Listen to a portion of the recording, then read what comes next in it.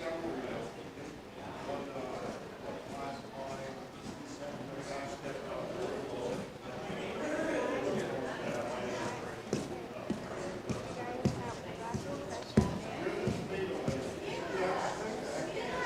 love Chef Dave because you want to know what Chef Dave's done?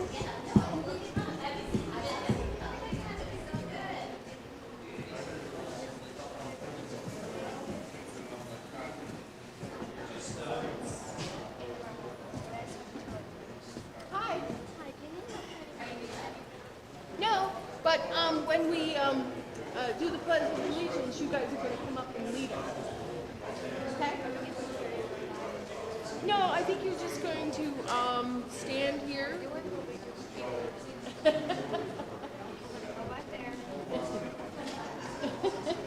And you lead us in it, so then everybody knows.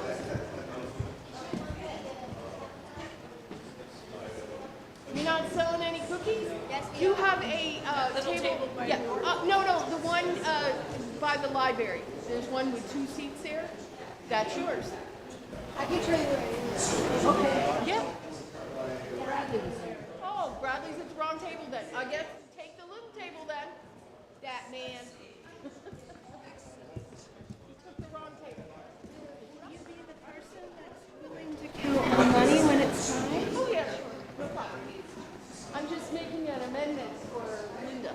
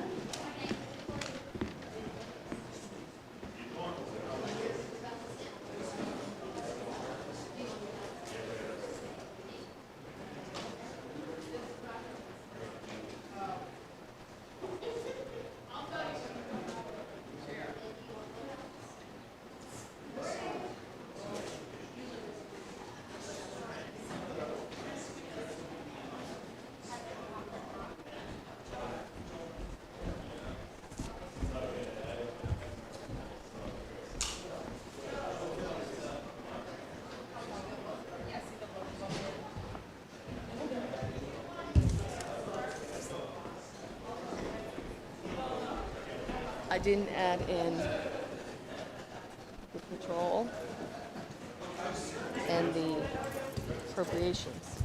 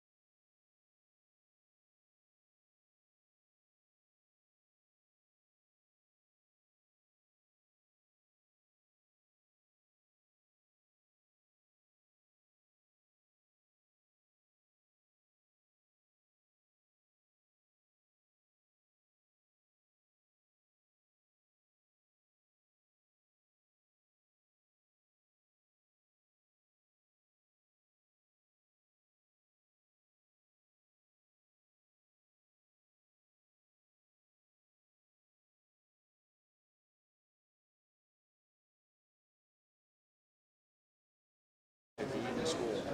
Oh, I'm sure she does. And I heard that you had a dog pass. I'm sorry to hear that, but I hear there's a new one. Yes. And he's adorable. He's going to be here today, I think. Is he really? I think so. I'll See? text my wife. I gotta go get a drink. He's not, the guy we lost was just amazing, Bennett. And he had done work with Penny for years and years and had a whole big following of people Yeah. who didn't want anything to do with speech therapy until Bennett was involved in it. Yeah.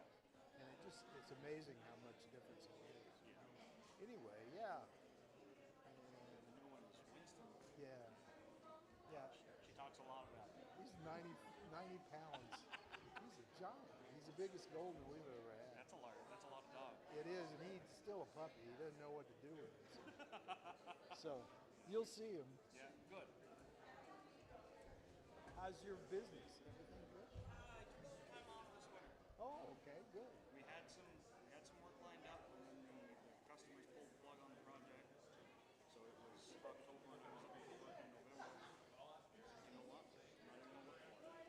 Take the winter off, focus on getting the systems back in order, get the book straightened out, get a little maintenance on the tools. I hear you. Take a little time off and try to hit the ground running this spring. So next Monday, Kick it off. Yeah. start all back up again. Bathrooms come in, just the house remodel. I think I'm gonna do some energy work in Town of Craftsbury. What kind of energy work do you insulate and stuff like that? Yeah, part of what we're doing. So Town of Craftsbury did the same grant program that Wolcott did. So except for their grant is to add 2 inches of foam to the outside of the town garage and to resize the roof. And you're also doing a corridor test for houses and weather stuff. Okay. So I've got a big That's going to be a pretty good job. Yeah. That'll be several months. Yeah. Yeah. With the 4 of us, me and 3 guys, I think we can do it in about 30 days. Shooting for a month. Okay. It's ambitious, but so are we. Okay. So, Good. yeah, and like I said, they haven't put a deposit on it yet, but I met with a guy yesterday. Said that they were just a very short list. Since the billboards are what the fees are for snacks are too small. Seriously. Can't bring him anywhere. No. Do we need a bouncer, Melinda? Next year I'll be the bouncer. Cops might show up. I'm hoping. Hey, and have you had any other complaints other than the one you're about to receive for not getting your mail down report? You mean from Linda Cody? She gave me hell for that. Oh, no, I mean, I still haven't gotten mine. You serious? No, I got the school one. No, I was looking for it this morning and I said, Al, did you bring the mail in? No. So I checked the box and it's still not there.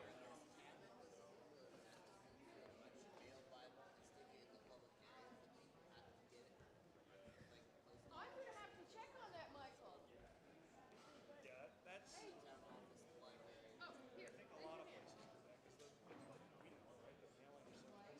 The mailing is so expensive. Good. How are you?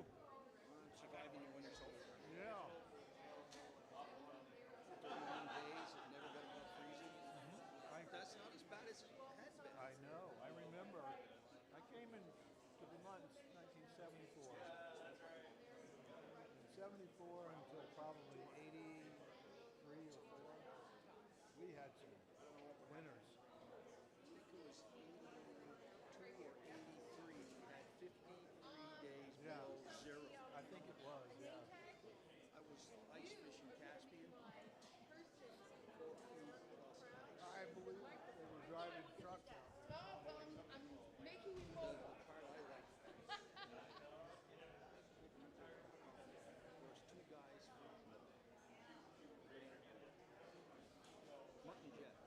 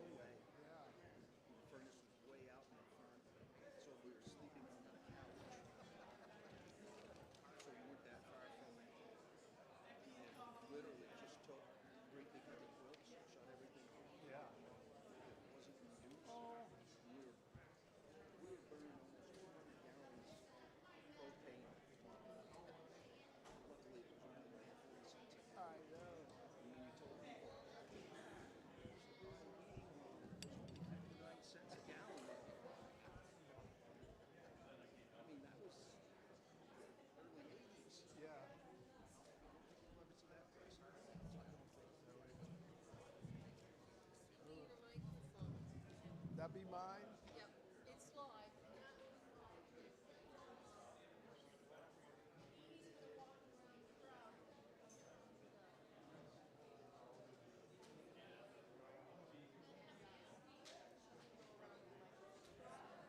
Okay. This year it gets to be in person, move around with a microphone. So, if people haven't voted, should they vote before we start? Well, they can vote, we're open until 7. No, but I mean in terms of voting meetings. I'm You can't become a candidate now. what? You can't become a candidate now.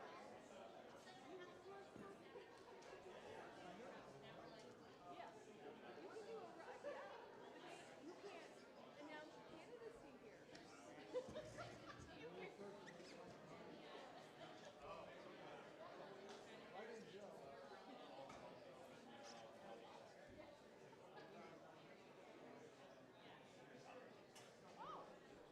Yeah, absolutely.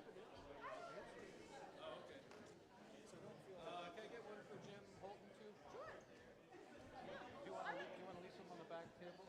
Yeah, well, I'm on limited amounts, Okay. so I just want to make sure. So how does this work? I'm the moderator until the meeting opens. No, you're the moderator.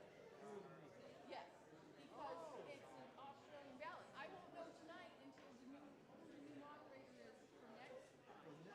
Yes. What if I don't want to do it? You don't have to. That's why you didn't run. But you have to do it here unless you resign, and then the select board has to appoint someone.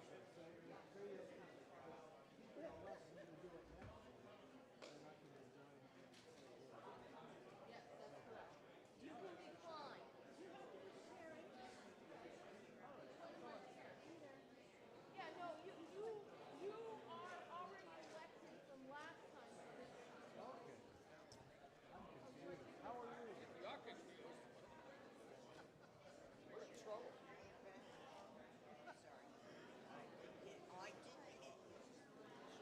I did.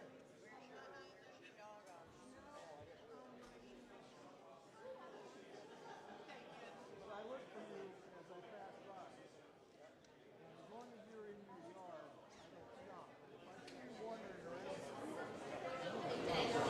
not yet.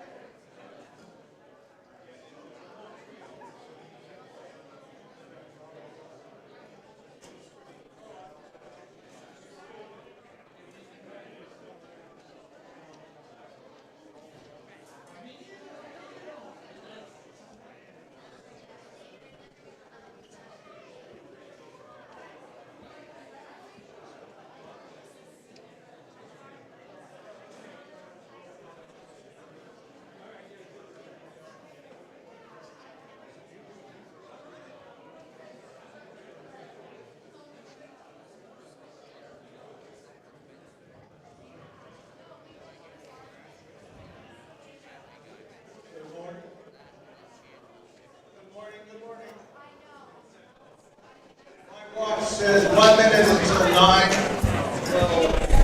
So please take your seat. Are you ready?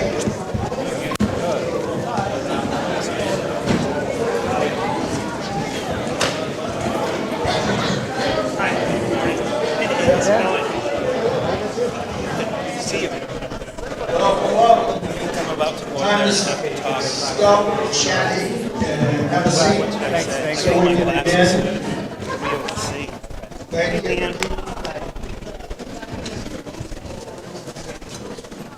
Before we start the meeting, our legislature is here and would like to have a few moments of your time because he's got to go to Belvedere, Johnson, Hyde Park. He's got a busy day. Thank you so much. I'm Dan Noyes. I am representative for Wolcott, Hyde Park, Johnson, Belvedere, as you just heard. Richard Bailey is the other. It's a 2-seat district. He is in Hyde Park right now. And Senator Westman, he went to Cambridge and then he was going to Waterville. So he represents more of the county. So I serve on the Human Services Committee. We work with the Department of Health, Population Health, Department of Children and Families, and Department of Disabilities, Aging, and Independent Living.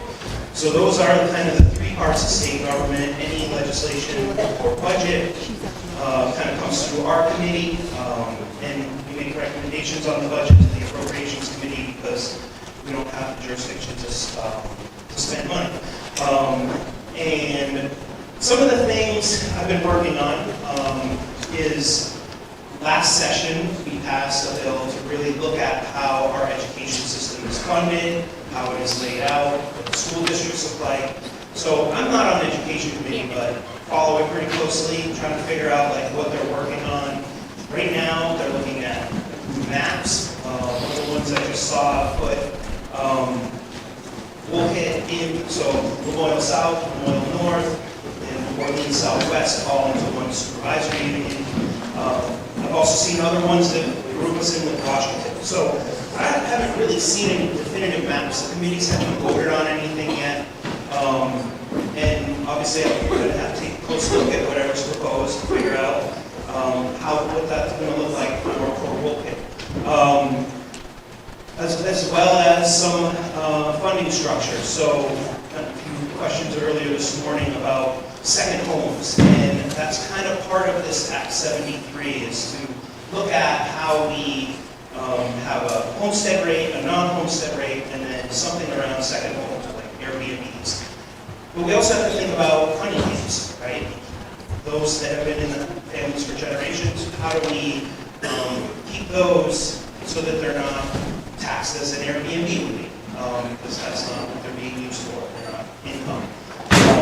So those are some of the things I'm keeping an eye on, and obviously talk to the members of the Education Committee, the Ways and Means Committee, where these proposals are being fleshed out. Typically, town meeting is kind of the halfway point, so we're going to start next week, and the week after is what they call crossover, and that's when all the House bills have to go over to the Senate.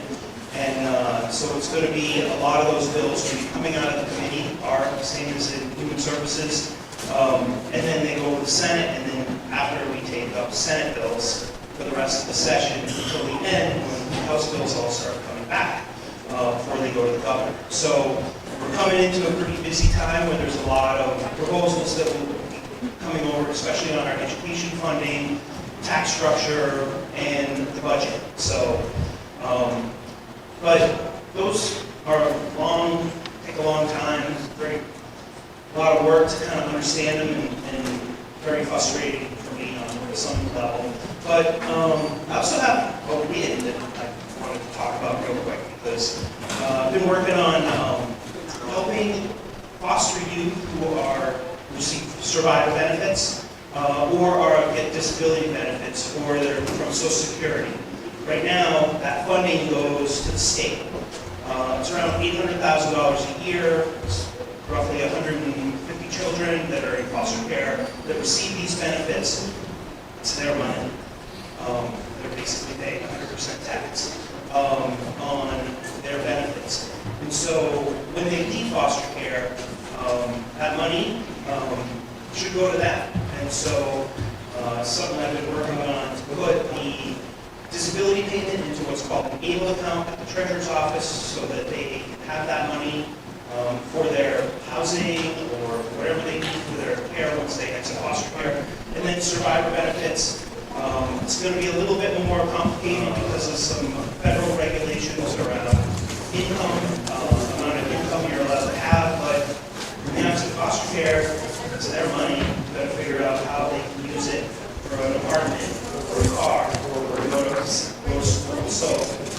something I've been working on for a number of years. It's a small thing, but those are folks that I don't feel are represented down in Montpelier. So there's all kinds of stuff that I'm working on. I'm happy to take any questions.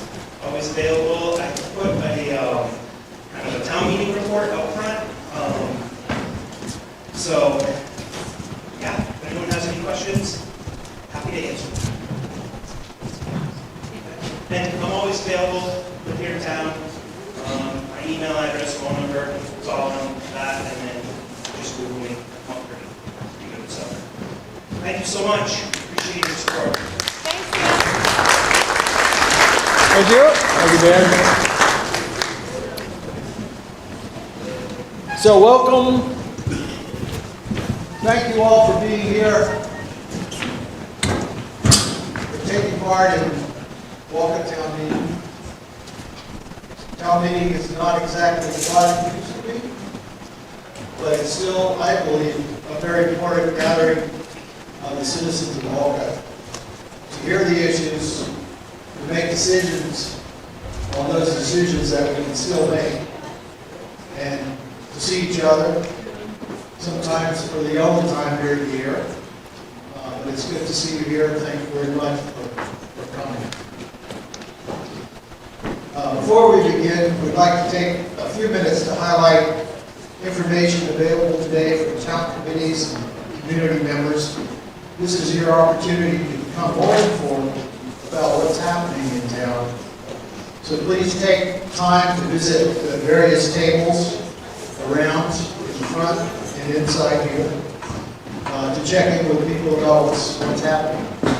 The Girl Scouts are selling cookies out front. You probably saw them as you came in. If you've already had your share of Girl Scout cookies and you don't need any more, you can always purchase the cookies and they will make sure they go to a worthy cause. I didn't know that. That's news to me. So if you're interested in continuing to support the Girl Scouts, you can buy cookies and they will see that they go to a good cause. Someone with a smaller waistline than my own, perhaps. Anyway, they're there. Sheila Halpin is available out front to discuss window dressers and to sign up anyone who may be interested in participating. Do we know what window dressers? It's like storm windows. I think they built like storm windows. Oh, okay. It's like an energy program, building storm windows, so you can use your help. The Wastewater Committee invites you to share your creativity by drawing a concept or idea for the decorative manhole cover that could be incorporated into the final design once the system is constructed. Now there's a good one. The Wolcott Arts Collaborative has a sign-up sheet available for those who would like to join their email list and stay informed about upcoming events and activities. Wolcott Arts Collaborative. The Wolcott Community Trust is hosting a 50-50 raffle today. They're selling muffins, coffee, cold drinks, hot dogs, and chips. Be sure to stop by their table to complete a short survey about what foods you would like to see offered at the new cafe. Your input will help guide the kitchen design decisions and future equipment purchases. The Forest Committee has trail maps available for those interested in exploring our local trails, and if you haven't been on the trails at the Wolcott Forest, you really need to do that. It's amazing. My wife and I went there in the fall during the foliage season, and it was just absolutely gorgeous. There's some easy trails, and there's some more difficult ones, and there's mountain bike trails as well. It is becoming an incredibly positive thing for the town. Highly encourage you to check it out.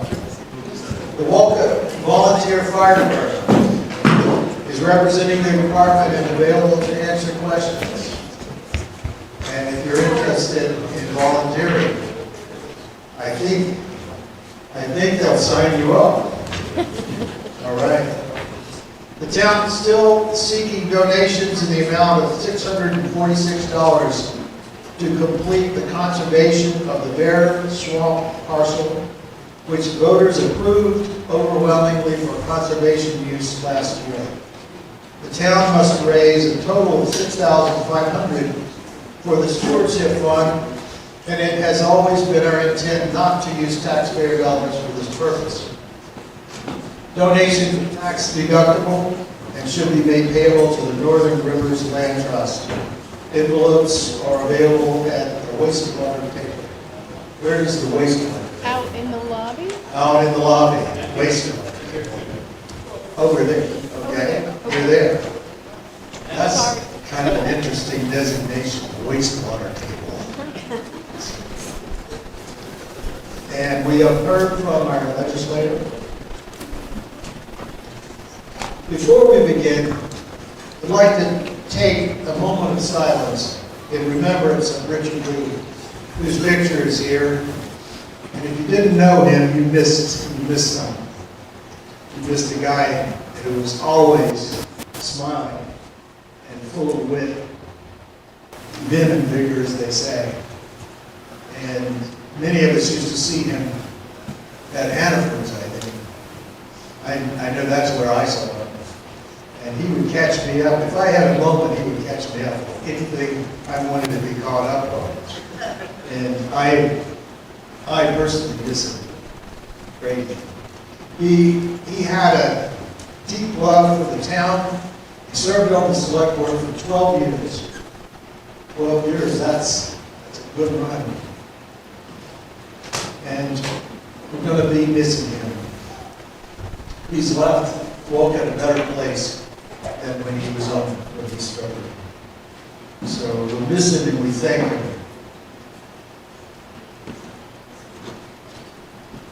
I believe the Girl Scouts, are the Girl Scouts here? Yes. To lead us to the Pledge of Allegiance. Ah, there they go.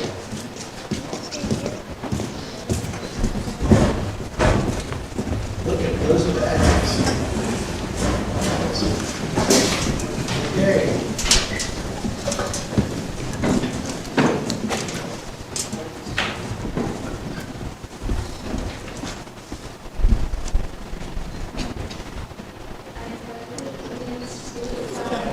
United States of America, and to the republic for which it stands, one nation, under God, indivisible, with liberty and justice for all. Thank you. Thank you. Let's hear it. The Girl Scouts. Those badges. I didn't know they had that many badges.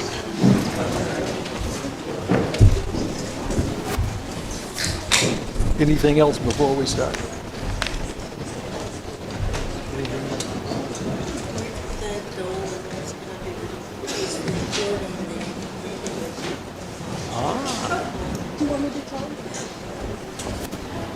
Just so you know, guys, this town meeting, we have Dolan Patrick over here, who is in live streaming us. The people can't participate who are watching it, but there are people watching. Just so you know, so be on your best behavior. Did you say live? Yes. Thumbs up. Okay. See it recorded. Yeah. Yeah, or you can see it recorded later.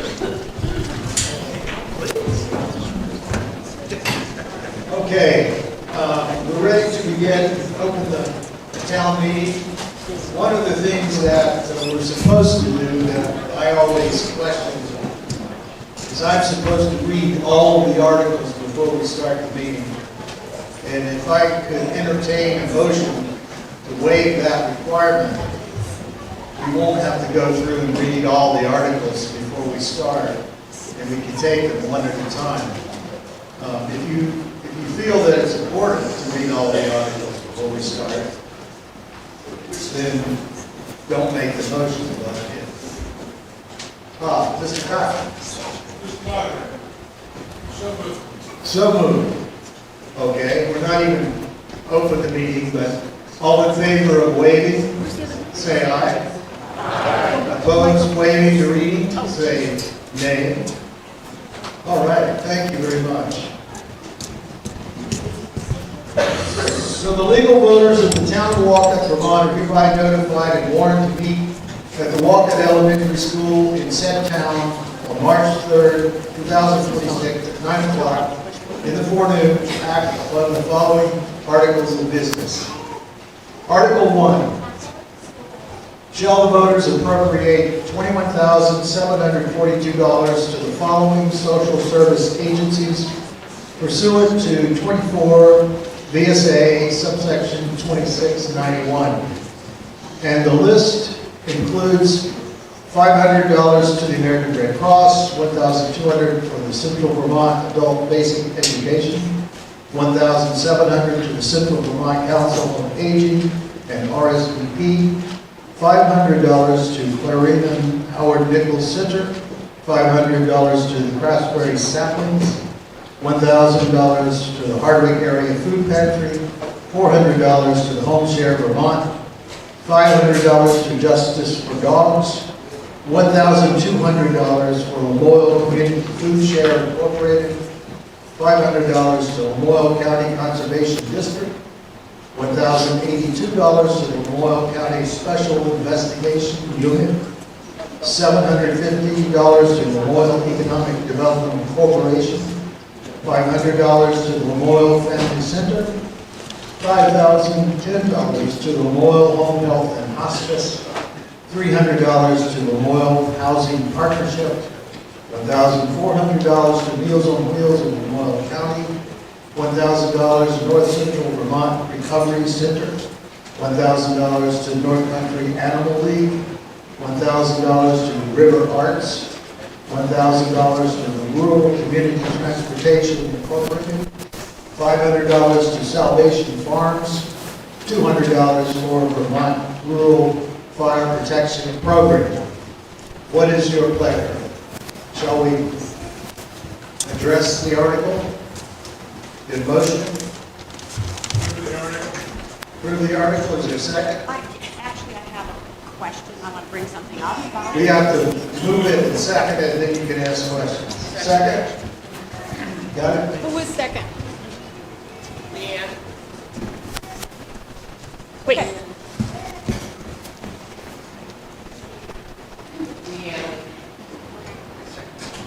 Okay. Okay?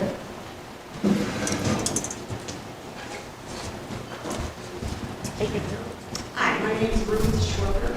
I'm very much in favor of giving things to local organizations, but I question the American Red Cross because Charity Watch shows that their CEO got over $1.3 million salary in 2024. And I'd rather see that money go to maybe Bears Mom instead of the American Red Cross. So what is you're proposing an amendment to the list? Yeah, yes. If we could give $500 to Bears Mom instead of American Red Cross. All right. Did everybody hear? She is proposing to amend the list to remove $500 to the American Red Cross and add it to the Bear Swamp. Is Bear Swamp on the list? Did I read that? No, they're not on the list. So you would like to add them to the list? Okay. Is there a second to her motion to amend? Is Your that a name? second? Okay.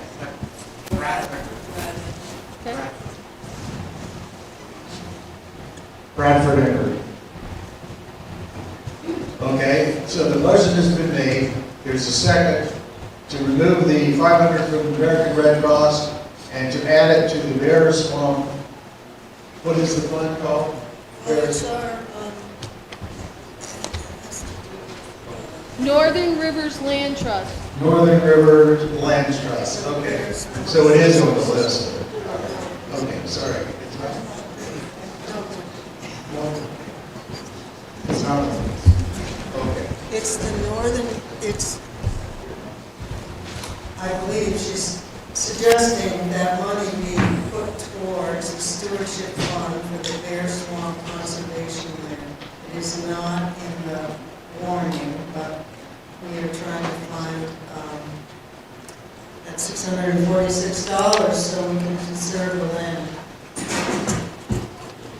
So it's in the warning. No, it No. isn't. It's right here. Oh, I see. Okay. All right, so the motion has been made to amend, it's been seconded. Now we vote on the motion to amend. If you want to accept the amendment, you vote yes. If you want to not accept the amendment, you vote nay. So, everybody understand?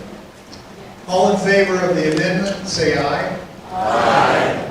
Opposed, nay? Okay, let's have a show of hands. All in favor of the amendment, raise your hand. Okay. Opposed? Okay, the ayes have it, so the amendment is accepted. Got it? Okay. So now we're voting on the entire list. Any more questions? Any more concerns about the entire list? We were just voting on the amendment at that point. Any more questions? No more questions? Motion to call the question? Bill? So moved. Second? We're closing the discussion and we're going to vote on the article, the entire list. I'll second that. Second, thank you. All in favor of calling the question, say aye. Aye. Opposed, nay? Okay. All in favor of Article 1, the list as printed, plus the amended, removing American Red Cross, adding Northern Rivers. Say aye. Aye. Opposed, say nay. Ayes have it. Article 1 is passed. Thank you very much. Article 2, shall the voters appropriate $283,735 to the Lamoille County Sheriff's Department to pay for patrol service? What's your pleasure? Move the article. Is there a second? I'm sorry, who was the second? I'll second it. Okay, thank you.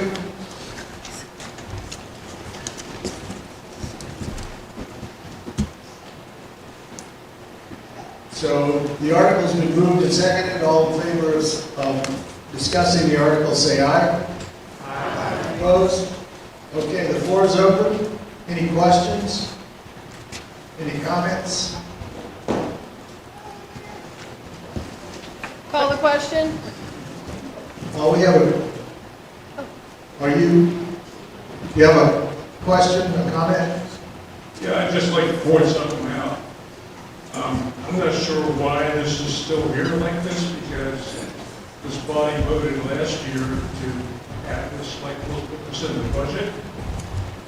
But it seems to me, in reading the January 4th minutes of the select board, there's some that wanted everybody to be sure they saw how much this was, and others that wanted it here because they don't have any control over it. I just want to point a couple things out. One, I went back 10 years and looked at budgets for the town. In 2018, the roads budget was $232,000. That's 10 years ago. Next year, the roads budget is $284,000. That's a $52,000 increase in this budget in 10 years, or 2.2% per year, which is almost 2% less than the budget has gone up each year overall. So, one, the idea you can't control it. I wish we had better control of other things than this. And two, can't see it.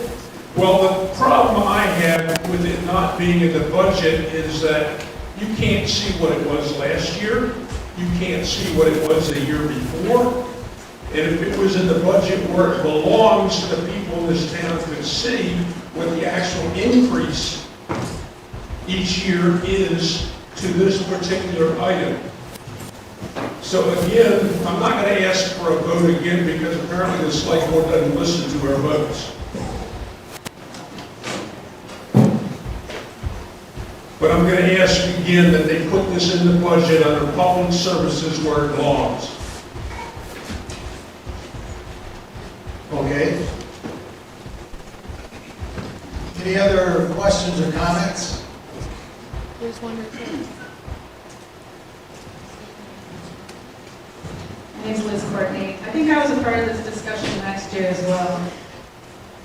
You seem to be making the argument, Bill, that you want transparency, and that's why you want it inside of the town's budget. Yet having it separate allows us to look at it line item by line item and really understand what's in the sheriff's budget. So if the argument is transparency, I don't really understand your argument. I appreciate having it separate.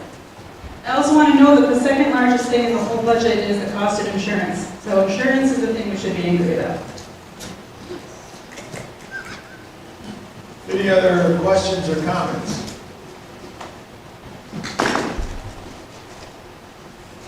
Any other questions or comments?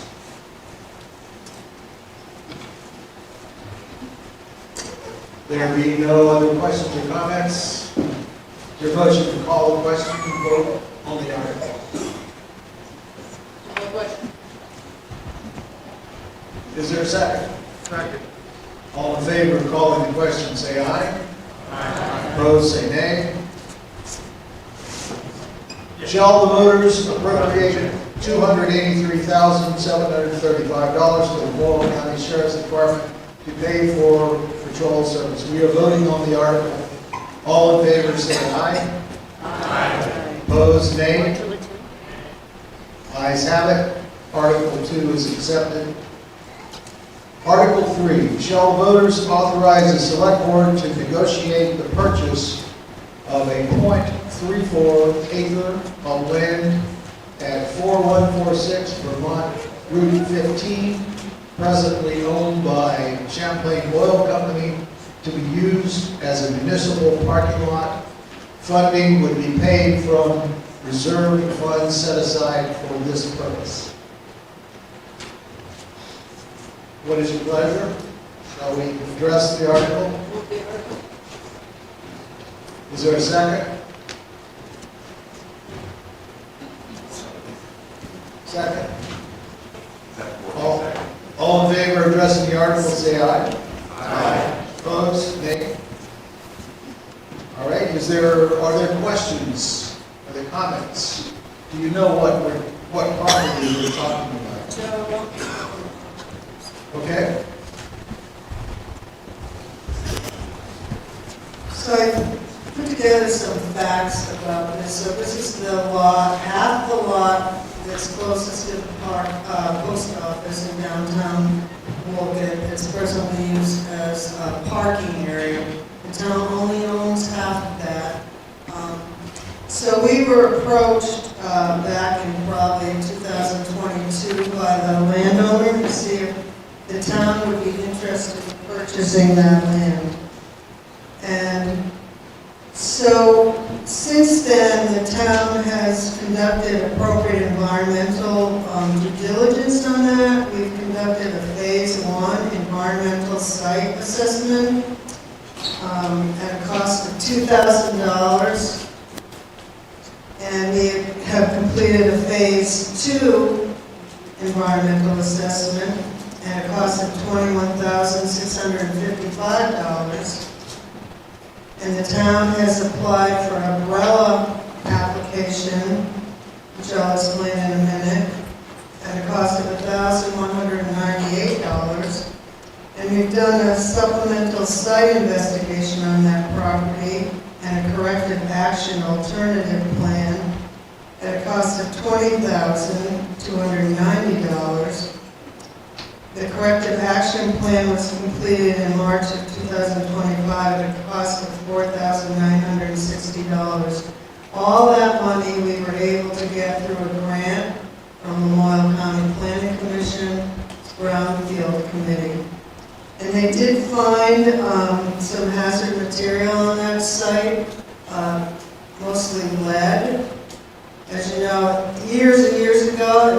huge hotel on that site, which burned to the ground. And then there's a couple of garages on that property. The oil tanks have been taken out. Anyway,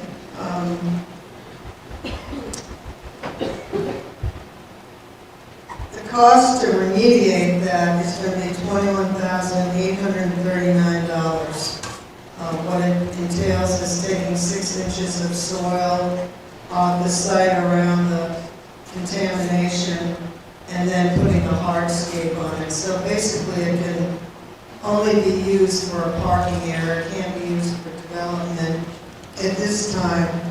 So the select board had put some money away, non-tax money, when the town received money from the federal government a few years ago, in anticipation of hopefully purchasing this property.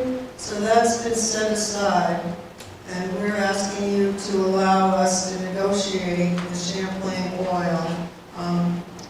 Based on whether we can find some further grant funding, we have 2 proposals opportunities out there to pay for that cleanup. If we can't find that funding, that would be part of the negotiation, because we just have a certain amount of money to purchase that property and clean it up. And so depending on whether we can find that grant funding to clean it up or not, it's all part of the negotiation.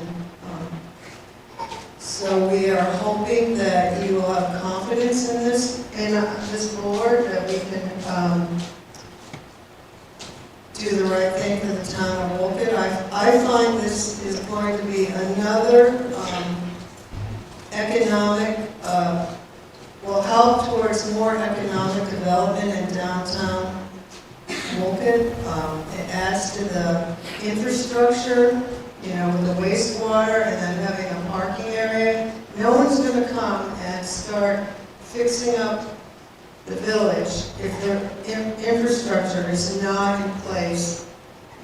And we hear all the time that we need to build our tax base, and I personally feel that this is another way to provide that opportunity for private people to come in and do more with our village to bring up our tax base. Thank you. I just learned a whole lot more than I did before. Thank you. Much appreciated. Are there other questions or comments? Yes? Wait for the microphone, please. George Caminas, what are they asking for the parcel? Is there an asking price? There is no asking price. In our initial discussion with them, it's all hinging on whether we can find funding to clean it up or not. Okay. It sounds to me like that they should, for $1, another whatever. Why are we trying to give buy it the only brownfield in the town?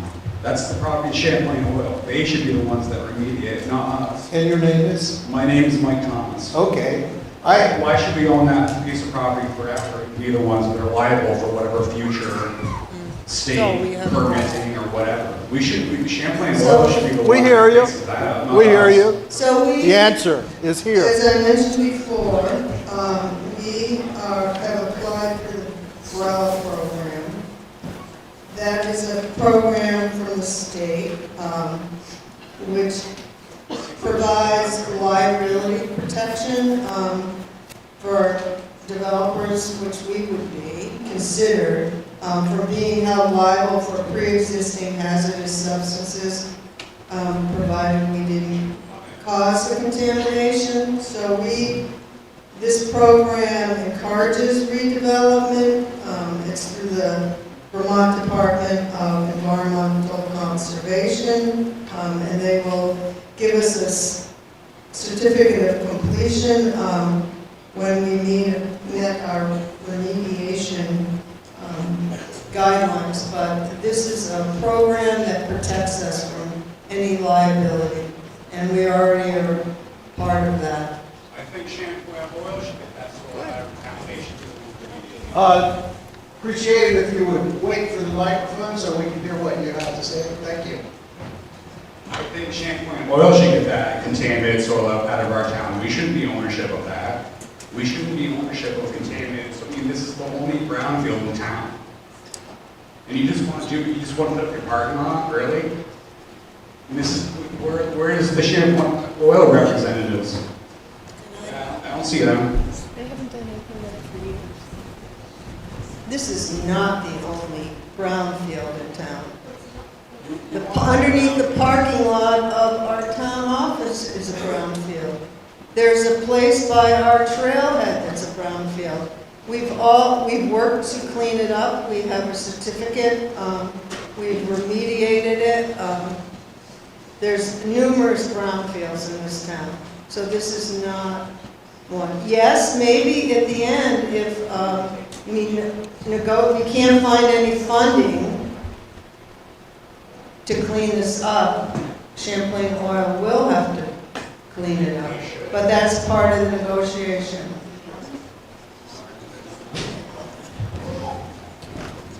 Other comments, questions? Gordon Jones.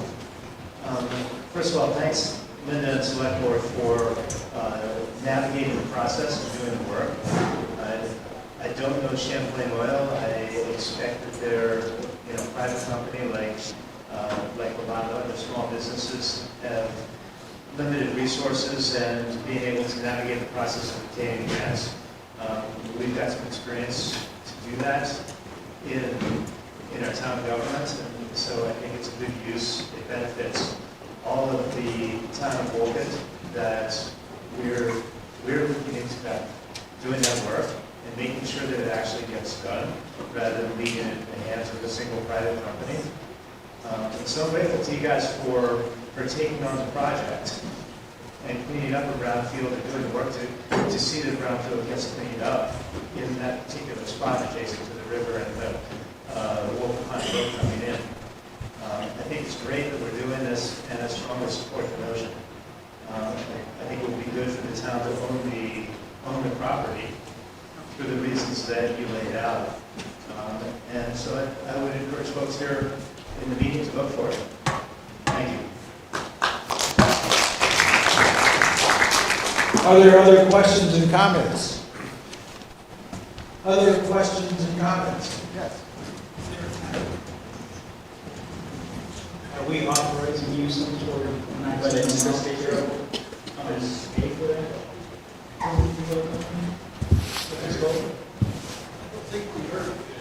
Are we authorizing a certain amount of money for you to negotiate? We're just giving you carte blanche.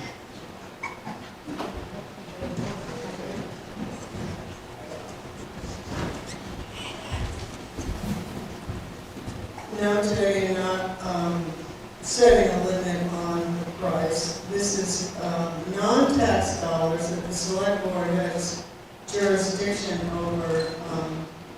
It's not something that the taxpayers really do. I mean, we technically could do this without your authority because it's not taxpayer money, but we are being transparent and wanting to do so. You have this opportunity. I guess what I'm saying is that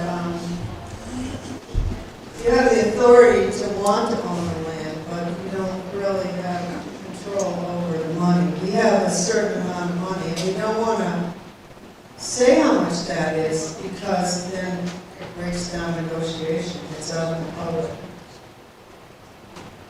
You know what I mean? Did I answer the question?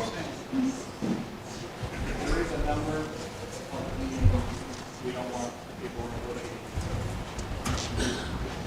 There is a number. Entering negotiation, we don't want that other party to know what our top dollar is. This board would spend money frivolously or pay too much for the parcel. You should watch some of our budget sessions.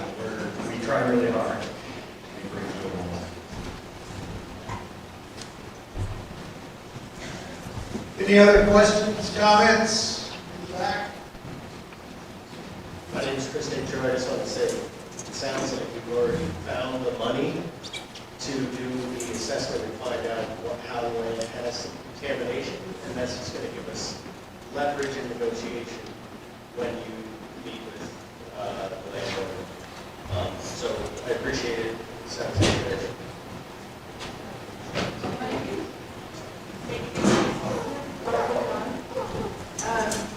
I'm just wondering, to be clear, if you're planning on keeping it.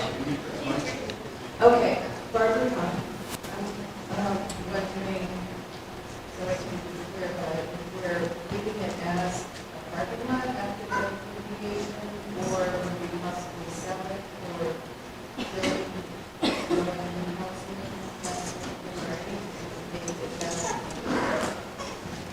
What's it gonna be? Did you hear?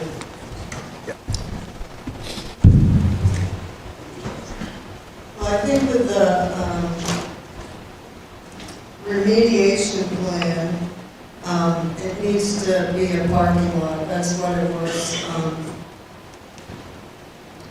given out to the state, because that's what we were going to do, and that's how the remediation plan is spelled out as a parking lot. We envisioned that, well, I envisioned that we would apply for maybe a park and ride grant for part of it, which would help develop that a little, maybe apply for some electric charging stations there.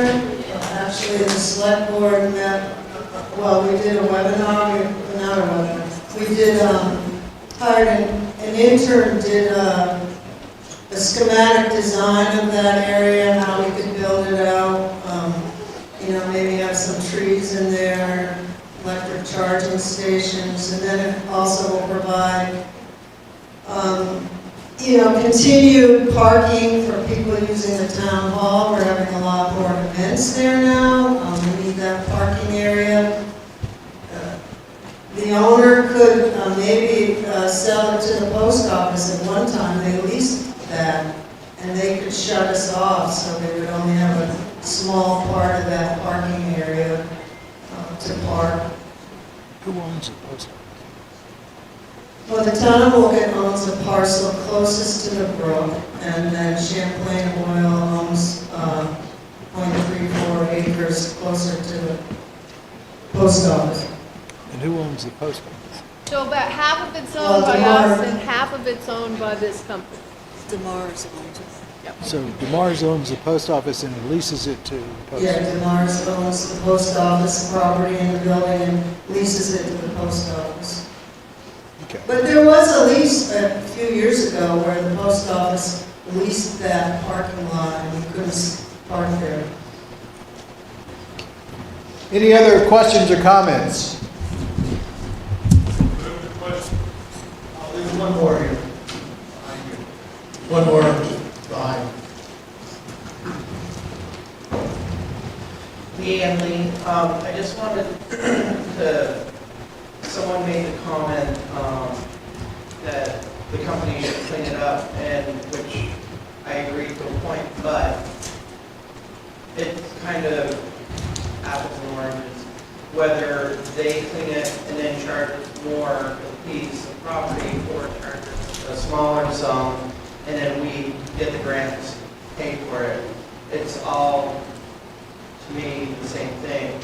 And if we have a funding source for part of it, and then another funding source for grant funding, and they're going to sell it at a reduced price, knowing that there's this overhead that the town has to incur, and it's such a benefit.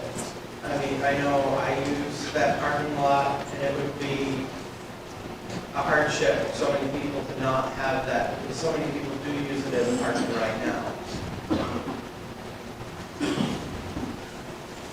Any other questions or comments? I'm Ed LaRiche, quickly, I just wanted to point out that the list value is under 20,000 for that property. So we've already put more into all the testing and whatever than the property is valued at. Thank you. Other questions, comments? I'm just wondering if we can vote. I don't Yeah. know. You have to tell us your name. Oh, I'm sorry, Maria Stockmore. And what is your comment? I'm wondering if we could vote. Call the Oh, question. that means you should motion to call the question. I motion to call the question. All right. Is there a second? Got it. Got it? Okay. All in favor of calling the question, say aye. Aye. Opposed, say nay. Call the question.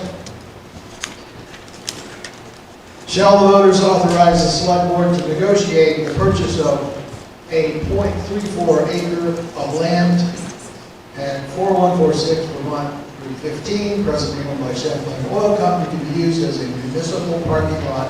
Funding would be paid from a reserve fund set aside for this purpose. All in favor say aye. Aye. Opposed, nay. Ayes have it. Article passed. Comment from the moderator. This is why I like town meeting. We meet, we discuss, we have questions, we have disagreements, but we come together, we vote, and we move forward. Thank you. I am humbled and proud to be your moderator, and I thank you very much for trusting me with that. Article 4. Shall the voters authorize payment of real property taxes to the town treasurer in 2 equal installments, with delinquent taxes having charged against them 3% penalty 1 to 5 days late, 5% penalty 6 to 10 days late, 8% penalty after 10 days late, and collect interest on late and delinquent payments of 1% per month for the first 3 months and 1.5% thereafter, pursuant to 32 VSA 4873 and 5136, subsection A. What is your pleasure? Nobody wants to do this one. Move the article. Is there a second? Linda Reed. Second. All in favor of moving the article, aye? Aye. Nay? Okay, thank you. Everybody understand this one? Is there any question? Are there questions? I'll just tell you that one time I forgot and I had to pay the 8%. I haven't forgotten since then. Any questions? Any comments? Is there a motion to call the question? Call the question. Is there a second? Second. Got it? I'm not going to read it again. I think you understand. All in favor of Article 4, say aye. Aye. Opposed, say nay. Ayes have it. Article 4 is passed. Article 5. Shall the voters of the town vote to adopt the proposed select board budget in the amount of $1,585,393.64, less anticipated revenues in the amount of $319,002, leaving a portion thereof in the amount of $1,266,391.64 to be raised by taxes? What is your pleasure? Move the article. Move the article. Is there a second? Second. Any questions or comments?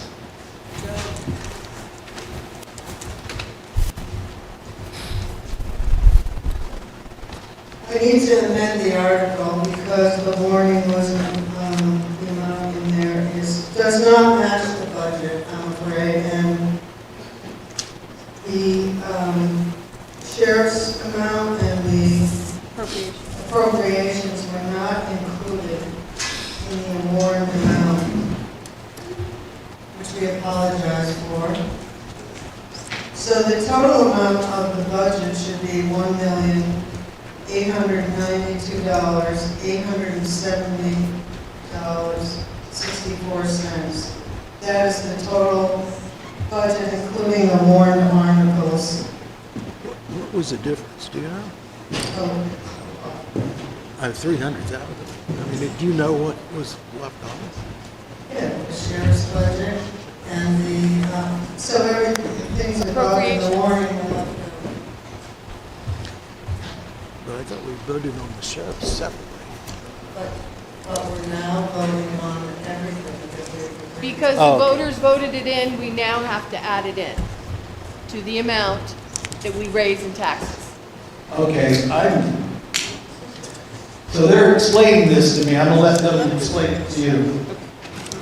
So, in the book is the amount of the select board's budget. Then you come here and you vote on the articles that are on the warning, which is the appropriations of 21,000, and then the sheriff's department, which is 283,000. You add them together, and we come up with a total of taxes we need to raise of $1,892,870.64 minus our revenue that we anticipate of $319,002. That gives us a total of $1,573,868.64 that we will raise in taxes to run the town for the year.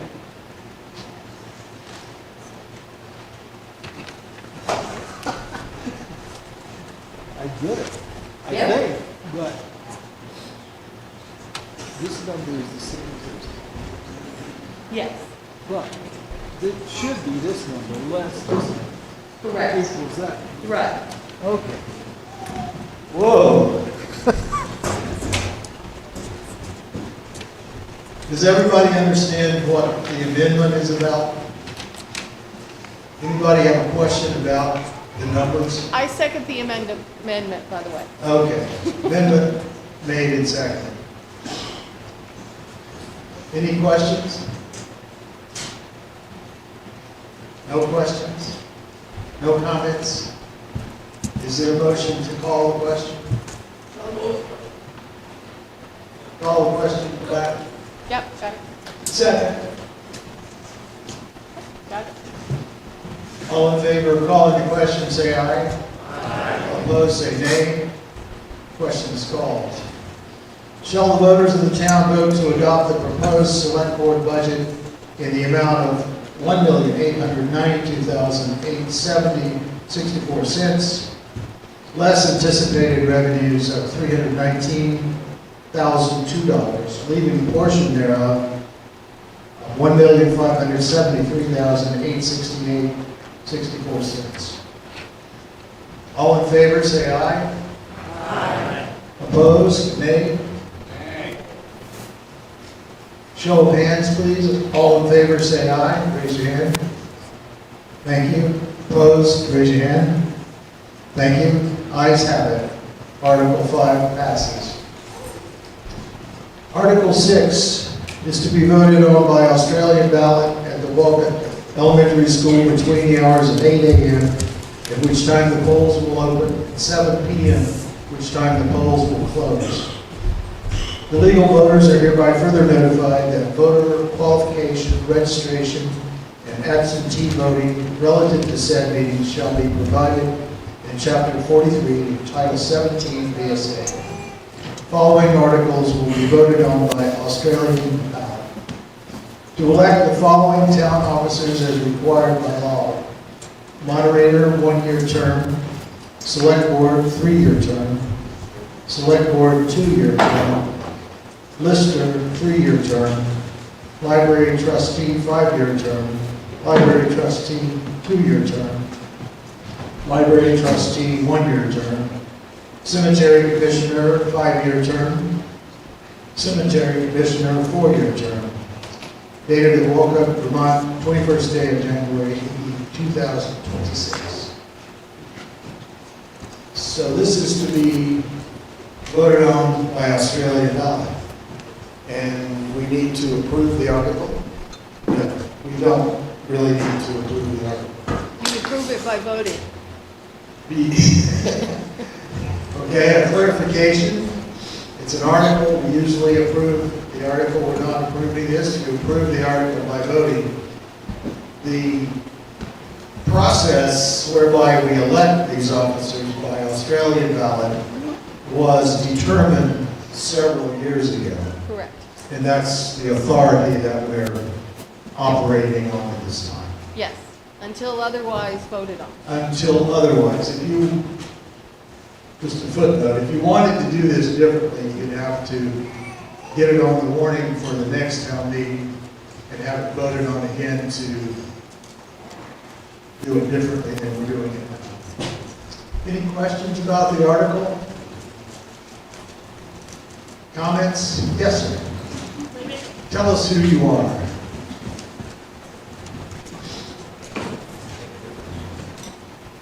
My name's Eric Furs, I'm on the founder of it, and is there a published list of the candidates available prior to today?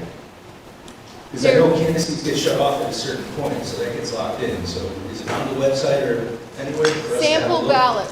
Once they are declared candidates and they hand in their petition, we make up a sample ballot, and that is on the website of who's running. And also, the candidates can definitely go on Front Porch Forum or start, their candidacy by announcing. That answer your question?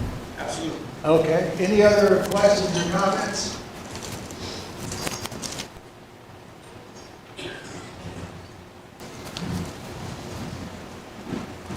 I just want to note that this is 6 or 7 years in a row that we've had elections in this town with no choices, really. And I think it's time this town looks at maybe doing what Elmore's done and go back to the regular town meeting that we used to have in terms of electing town officers. Because we don't have elections anymore. Any other questions or comments?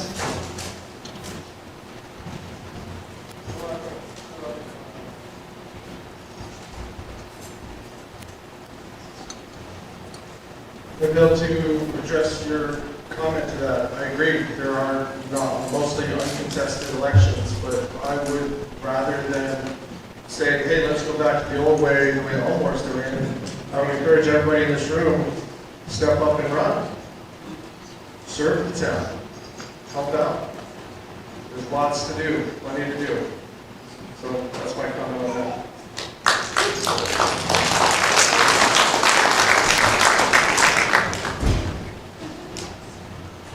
Kurt Billings, my comment to that, Joe, is this makes it fair to everyone. If you don't show up to the meeting, you don't get elected. Anyone in the town can run this way we're doing it now. So it's more fair, it's more democratic.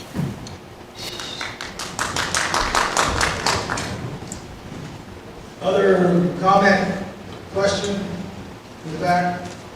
While she's racing over to that person, raise your hand about the 50-50 raffle. She said, last call for buying tickets. The drawing will be held immediately after this meeting, and so if you want to get a chance. Radical chance. I support the way we're doing it now. I think the Australian ballot is a representative way of dealing with it. I think it gives more people an opportunity to run.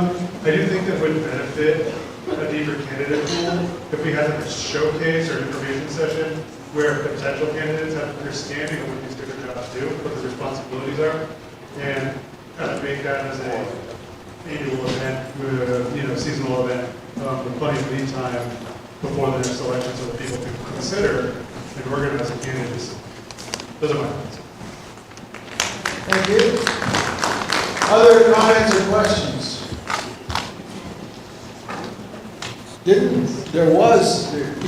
Several years ago, there was a candidate. That was before Australian ballot. But I think am I hearing you correctly? No, he's not.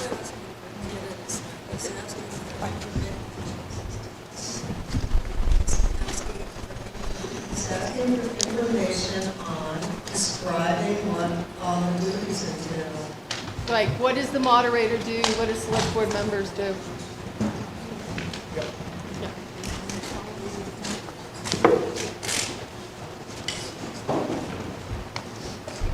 I just want to take a moment to let you know that the select board has filled Richard's seat. We put it out for notice and interview candidates, and we have appointed Dolan Thatcher to fill that seat for the ensuing year. Thank you. Any other questions or comments? Any other articles? Motion to adjourn? Hang on 1 second. Okay.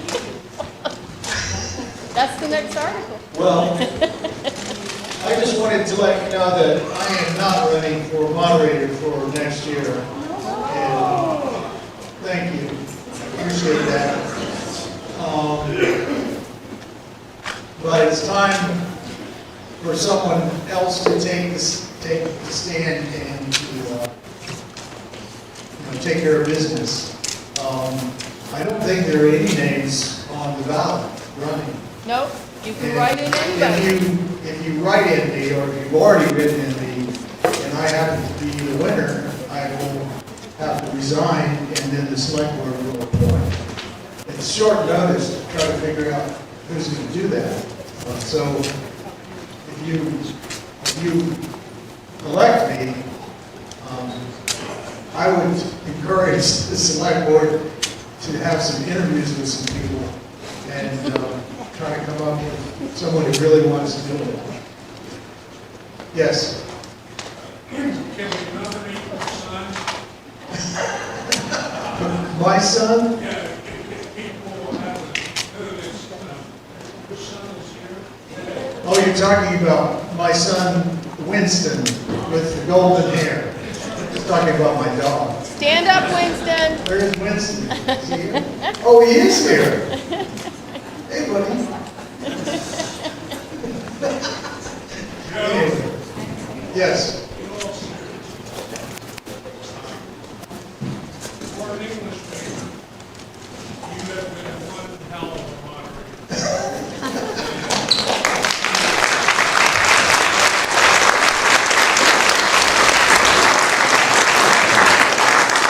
Thank you very much. I truly appreciate that. And if you didn't hear, Billy said for an English major. He and I had an ongoing argument. He was a math major, and I was an English major, so you can figure that out. Anyway, thank you very much. I truly appreciate it. I've been honored to do this, and there's a part of me that has enjoyed it. There's another part of me that's frightened to death every time I get up here. But I truly appreciate hearing the voices of Wolcott and the discussion that takes place and the resolution thereof. So thank you again. So we will entertain a motion to adjourn. Is there a motion's been made, I guess? Can you make a second? All in favor, say aye. Aye. Oh, and by the way, the motion to adjourn requires no call to question. That's an interesting factoid. So all in favor of adjourning, say aye. Aye. Opposed, nay. Thank you. So we want to take a 15-minute rest. 15-minute break and then reconvene for the school meeting.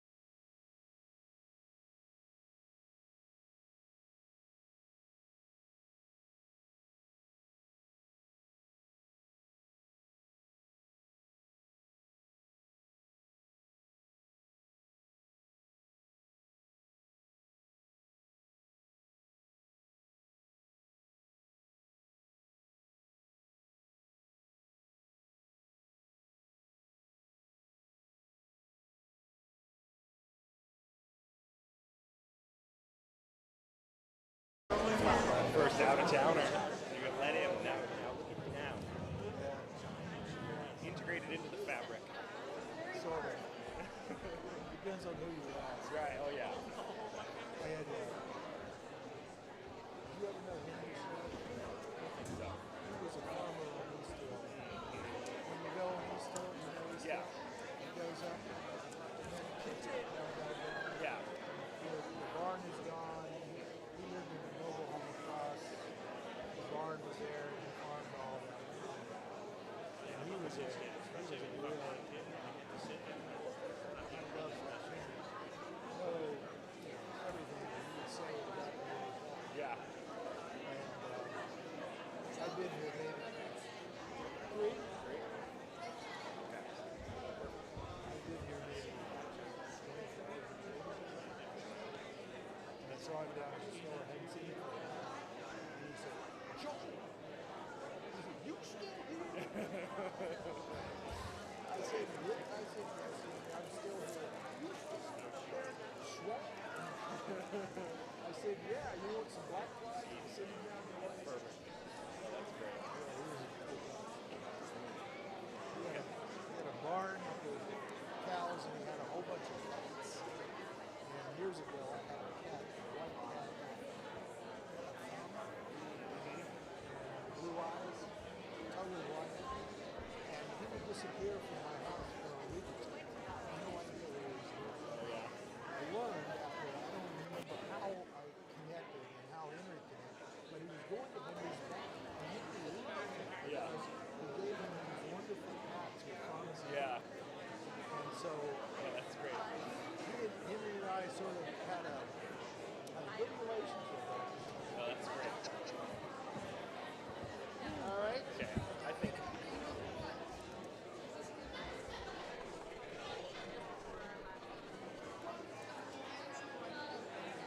Got it. Thank you.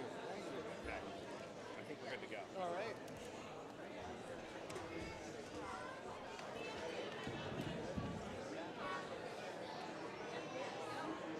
Okay. 2 minutes. Please take your seat.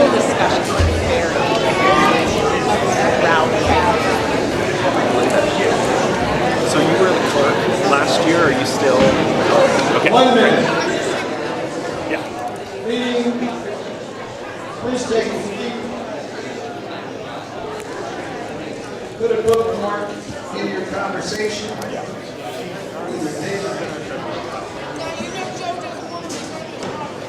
Yeah, my assumption is that you're going to moderate this year, and then we'll sort it out next year. Yeah. It'd be interesting to see. Sorry.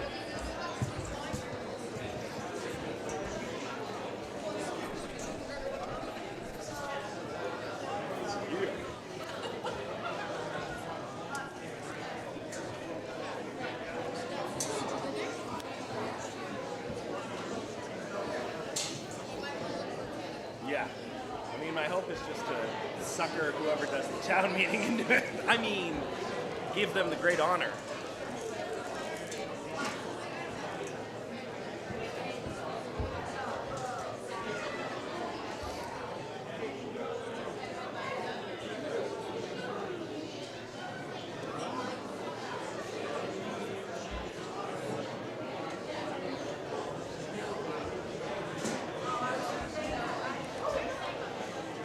Okay, 10:30 time. Please take your seat. The legal voters of Wolcott Town School District are hereby warned to meet for the annual school district meeting, Wolcott Elementary School in Wolcott, Vermont, on Tuesday, March 3rd, 2026. 15 minutes following the adjournment of the town meeting. We did it. Okay. And act on the following articles. Is everybody, would someone motion to waive the full reading of the articles prior to opening the articles? So moved. So moved. Is there a second? Second. Second, thank you. I'm not going to read all of these articles before we start. I'm going to start with Article 1. Article 1, to elect the following school district officers for the ensuing year. School district meeting moderator, district clerk, district treasurer, alternate district treasurer. Are these files for everybody? No. From the floor. From the floor. Okay. So that's for next year. No, it's for this year. Right now, yeah. Okay. Thank you. So we're electing these officers for this year, this meeting. So I am happy to serve as your moderator if you wish for me to be your moderator for this meeting. Oh, yeah.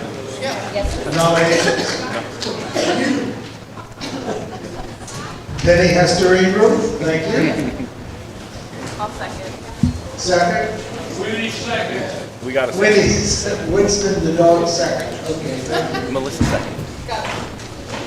Any other nominations? Are there any other nominations? I'm required to ask that 3 times. Are there any other nominations? There being none, is there a motion to call the question? Make the motion, call the question. Thank you. Second? Thank you. All in favor of calling the question, say aye. Opposed, nay. Ayes have it. So there's one candidate. All in favor of Joe Hester, moderator, say aye. Aye. Opposed, nay. Thank you very much. District clerk. District, who is the district clerk now? Currently Belinda. Belinda's the district clerk now. Are there nominations for district clerk for this coming year? I nominate Belinda. Nominate Belinda? Yeah. Is there a second? Are there other nominations? Other nominations? Are there other nominations? If none, all in favor of closing the nomination, say aye. Aye. Opposed, nay. All in favor of Belinda Clegg, district clerk for the ensuing year, say aye. Aye. Opposed, nay. Thank you. District treasurer. Who is the district treasurer? Tiffany Gagnon. Tiffany Gagnon is the treasurer. I don't know that she's here, but I haven't heard that she doesn't want to do it, so I'm going to nominate her. Okay. Tiffany Gagnon. Yeah. Nominated. Is there a second? Second. Are there other nominations? Other nominations? Other nominations? If there are no other nominations, nominations are closed. All in favor of Tiffany Gagnon, say aye. Aye. Opposed, nay. Ayes have it. She's the district treasurer. I'll let her know.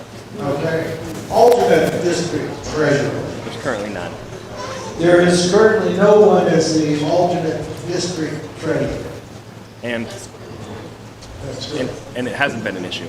Hasn't been an issue. Okay. What if it was an issue? Then we'd figure something out. We'd make it happen. You would appoint We'd probably someone? appoint someone, exactly. They could appoint someone. Okay. Which If is it becomes necessary. Is there anyone who would like to step up and be the alternate district treasurer? Don't rush me all at once. Anybody? Anybody? Nominations? No nominations? No nominations? Is there a motion to leave the seat vacant? Therefore, requiring that the board appoint if necessary. Is there a motion for that? So moved. Is there a second? Second? Yeah, it came. All in favor of taking that position on the alternate district treasurer, say aye. Opposed, nay. Ayes have it. Article 2, to elect all necessary school board directors as required by law. School district director for a term of 3 years. School district director for a term of 2 years. What is your pleasure on this article? Do I hear a motion? For the this first, article? for the first one, 3 years. Okay. Nominations for the 3-year term? Sure, do it. Who's supposed to nominate them? Who's nominating? Yeah. Nominations for a 3-year term. Where is the microphone, lady? There's. Liz Courtney, and I would like to nominate Sheena Davy for a 3-year term. 3-year term. Is there a second? Any other nominations? Are there any other nominations? Are there any other nominations?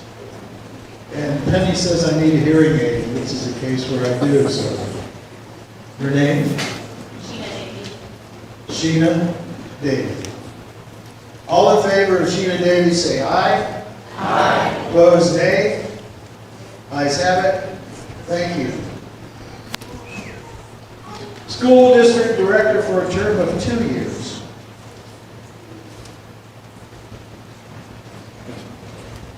School district director for a term of 2 years.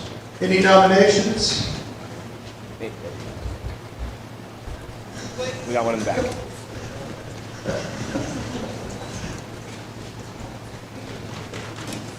Melissa Warren. Robert Penny.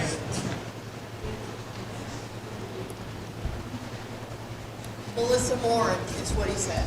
Yeah. Melissa Moran. Yeah. Is she sitting at the table? Yeah. Melissa? Thank you. Any other nominations? No, we need a second on that. No. Is there a second? I'm sorry. Got it. Any other nominations? Close nominations. Motion to close the nominations. Is there a second? Second. Yeah. Got it. All in favor of closing nominations, say aye. Aye. Opposed, nay. Ayes have it. Nominations are closed. All in favor of Melissa? Melissa. Melissa Moran. Melissa Moran, school district director for 2 years, say aye. Aye. Opposed, nay. Ayes have it. Thank you. Article 3, to see if the voters of the school district will authorize the following salaries to be paid for the officers and directors of the school district. School board chair, $700 per year. School board member, $500 per year. District treasurer, $900 per year. Alternate district treasurer, $25 per day, period E. District clerk, 0. What is your pleasure on this article?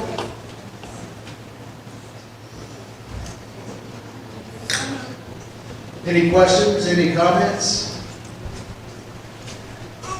No questions, no comments? I got a motion, I need a second. The motion, I need a second. Got it.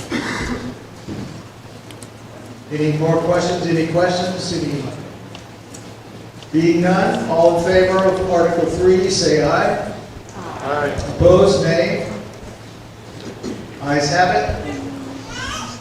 Article 3 passes. Article 4, shall the voters of the school district approve the school board to expend $6,364,330.18, which is the amount the school board has determined to be necessary for the ensuing fiscal year.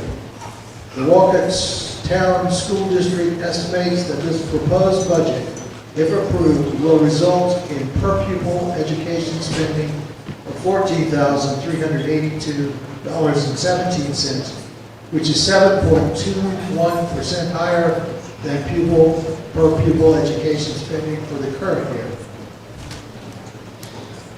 Joe?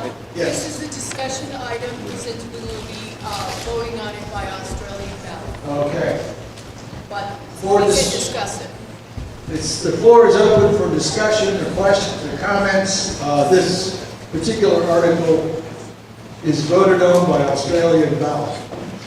So the following discussion and comments and questions for discussion only. Any questions or comments? Amazing. Yes. Wait. We need to hear you. Hi, Key Gillen. I'd just like to thank everyone on the school board for the effort that goes into what you do and the so difficult, so little room to maneuver, to do anything with, and navigate through all of the red tape and the numbers and the budgets and booth budgets and all the things that you do to get us to the point that we are. So, Thank you. Absolutely. Any other comments or questions? Joe. Yes. I'll make a comment. Sure. Thank you. Hey everybody, thanks for sticking around. At a high level, it's clear this is another challenging budget year here. I know last year was tough, this year is tough. I think it's really important for everybody to understand that no one on this board, no administration, no one in this school, no one in the supervisory union, the administration there anywhere, is excited about what is happening. And it's important to name that because I think sometimes in the conversation that happens locally, there can be a little bit of us against them. And I think that does the board and our school and our town a pretty significant disservice. And so I think it's really important that everybody just remember that we're here and we're doing it, every month, every week, every day. We're looking through the budget, we're trying to figure it out. We're making really hard decisions, making really hard cuts at this level and the supervisory union level. Cuts that are going to be seen, that are going to be felt, that are going to impact what we can do here in this building and what we're able to offer. That's cold comfort when taxes are still going up. I understand that, and everyone gets that. The other thing that I want to say is a little bit of nipping an idea right in the bud, which is recently there was, comment on Front Porch Forum, which, as I've said in the past, is a very sort of it's just like a one-way conversation. And so this is my opportunity to respond to it. There was a comment about, if we don't vote for this budget, we'll just operate at 75% of last year's budget, and great, everything will be lower. And it's ill-informed, it's ignorant, and it's incredibly dangerous, that mentality. And I just need everyone to understand that that's not a viable option. If we as a board could have gone through our budget and cut it to be 75% of what it was last year, we would have done that. We're not here trying to stuff anybody's pockets or do anything excessive or extra. And so the idea that voting the budget down and never approving a budget means we'll get this one that's at 75% and hoo-ah, we'll just keep moving forward is so out of touch with reality that it's laughable, except for the fact that it's so dangerous and harmful. And so it's so vitally important. And I know that potentially was only one voice with one idea but that's seeded an idea in our community, which is, it's not real. That's not a thing, that's nothing that will ever happen. And if it were to become the reality and we never approve anything, the devastation that would be put upon this school the school wouldn't function. We would not have a school. It's as basic as that. And I know that's, maybe that's appealing to some people. I have no idea. It certainly isn't to me. It isn't to this board. I don't think it's to any of the families who send their kids here or have sent their kids here. And so I just need you to understand, if this budget isn't approved, we'll come back with another one. And we're going to keep doing that until we approve a budget. And I've said it before, and I'll say it again. The last several years, we've been scraping the bottom of the barrel. And scraping the bottom of the barrel. And we're to the point now where we've scraped, there's there's a thin, a paper thin bit of barrel left at the bottom, and any more scrapes means there's no more barrel. And to clarify that, that means there's no more school. It's as simple as that. And I recognize that's very challenging in the current economic climate and what's happening with taxes. Trust me, I feel it. I know everyone's gonna feel it. And I fully understand that, and again, it's cold comfort. But we're in a situation where we need to do this to provide a school, to provide education to our children in our town, and what that means for us as a community as a whole, to support our young people and provide them an opportunity for quality education in their town. Because at the state level, things like that are starting to go away, and the loss of that in our town, we're gonna feel it. And I recognize we might not feel that on our taxes, but we're gonna feel it in our hearts, and we're gonna feel it as a people, as a town, as a group, and that I think is gonna be very devastating. Thank you.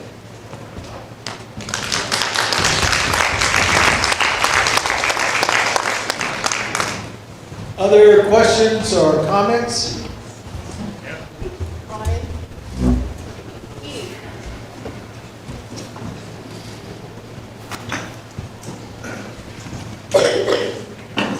Brian here. So, would you mind at least explaining, I mean, the notion about operating at a certain percentage is a reality, it is a real thing. Can you explain what that actually is? I mean, you referenced that it was ignorant. I don't think it's a good look to be calling out your community members as ignorant. However, I think you need to explain what the actual reality of that is so people do understand. You're trying to get at it and saying that it's not realistic, it's not necessarily accurate either. It is a potential that at some point you could operate at that percentage. So if you might explain what that is so people do understand what the reality of that is.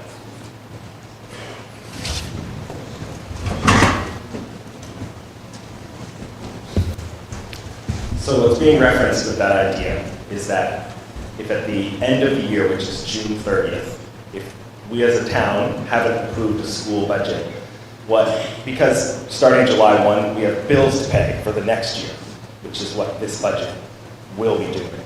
And so we can't go into the next fiscal year, which starts in July, with no sense of the money we're going to spend. So the fallback, the kind of backstop position that exists within the law is that you take your previous approved budget and you operate it at 75%. And so that's last year's budget. 75% of that is then the money that we legally can begin to spend as a school district. And that essentially it's like, tacit approval from the taxpayers. That's what we can do. So what happens in that situation is we operate as we have set out that we desire to operate as a school.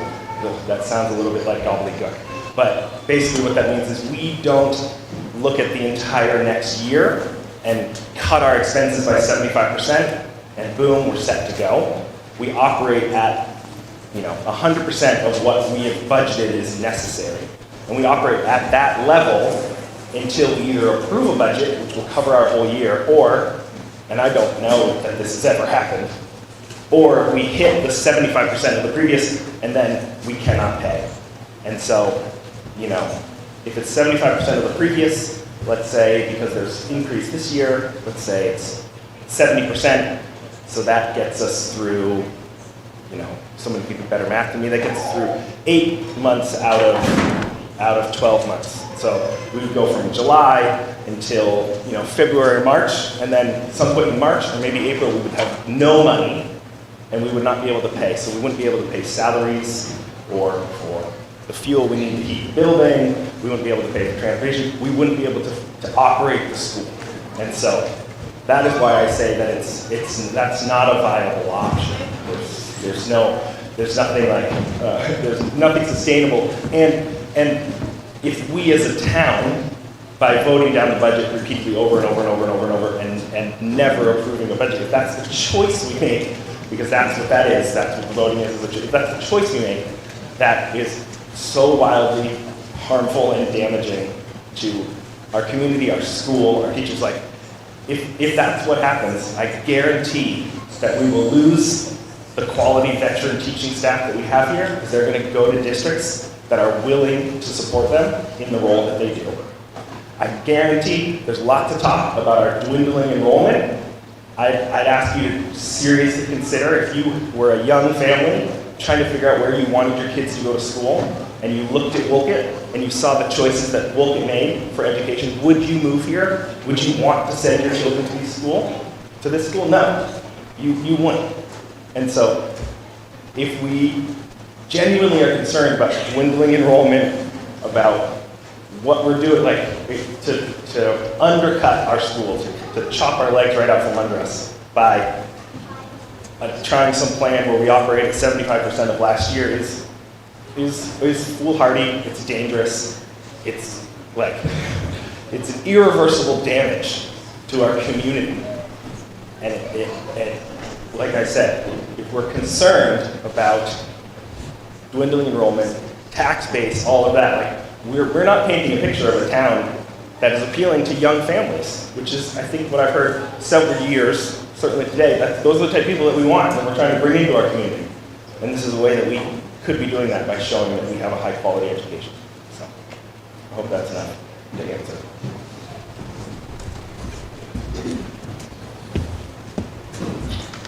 Are there other questions or comments?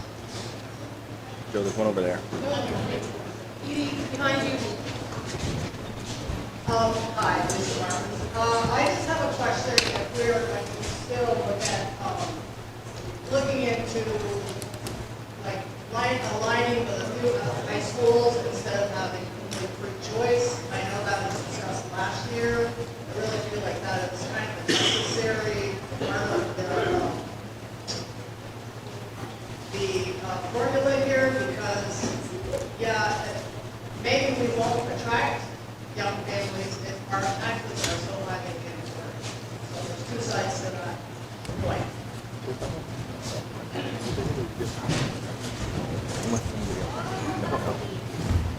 Monica Cross. Oh, sorry.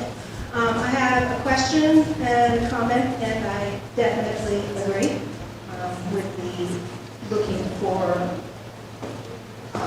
high schools that we can collaborate with, but that's not my question or comment. Well, hang on 1 second. I think it would be fair to him if he could answer her question about high schools. Oh, I'm sorry. If your question is different, is your question different? Yes. Okay. Yeah. If you don't mind holding your question and letting him answer the question about high school choice. Aligning? Yes. Yeah, so this came up last year, and people were very interested in it. The board picked up the conversation and kept it going. We spent much of last sort of spring and summer investigating.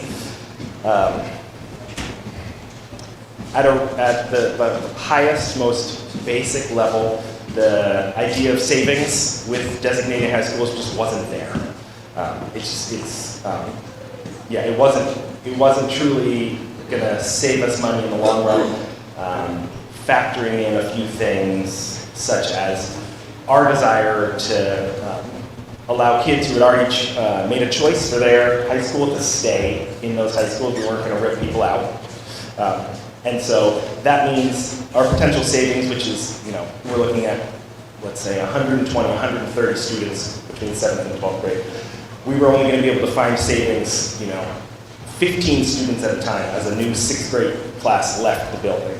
And so any large savings that we potentially could have found would have taken roughly 6 years to get to. It would have been incremental little bits, which is great, which is worth thinking about. Layered on top of that is everything happening at the state level, wherein conceivably within 1 to 2 years the concept of school choice is going to go away, because we're going to be lumped into these larger districts wherein we would have quote-unquote school choice, but it would be from the schools within our district. And so those two factors felt like it wasn't worth trying to push it through. And then we had sort of come to that conclusion, and right at the same time, all the conversations that we were having with surrounding districts, and there were surrounding schools and who had brought us proposals and made us offers, which was really great. We then found out that essentially, legally, what needed to happen would be that any school that made an offer to us about a tuition discount, they had to offer that to every single town that tuitions students to them. And so, if you look at a school like Craftsbury, which has very few tuition students, they would have that option.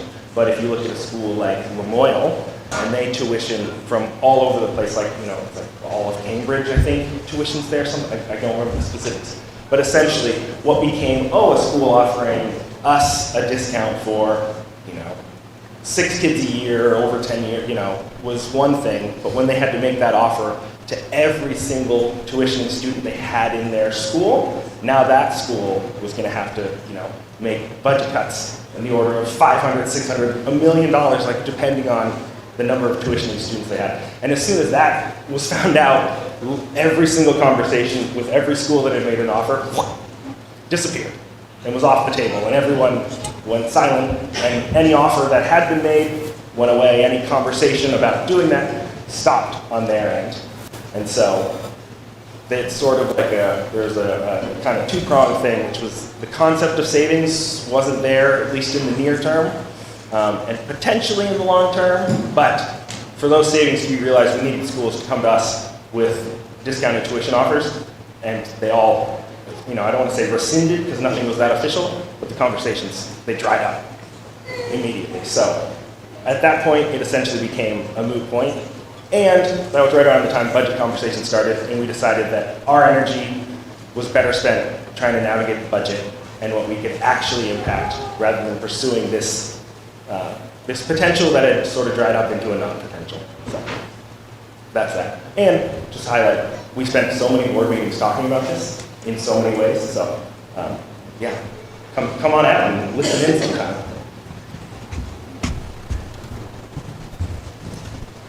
Now your question? Thank you. First question I have is, I'm just curious about the status of the employee contracts, like they've already signed them and what. And the other one is a request to consider for the board, and that is I have to choose between whether I go online and watch the school board meetings or the select board meetings, and I choose to watch the select board meetings when I can, and they're at the same time. And if you would consider moving your meeting so that those of us that would like to attend both could, that would be great. We would get more of our input too.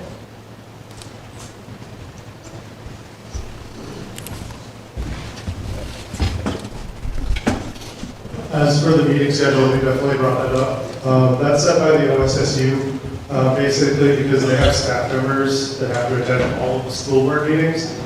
So our meeting is scheduled based on the availability of their staff, but we will definitely put that in. It's something that we wanted in the past. I think there was the other part of your question had to do with contracts. Correct me if this isn't exactly what you mean.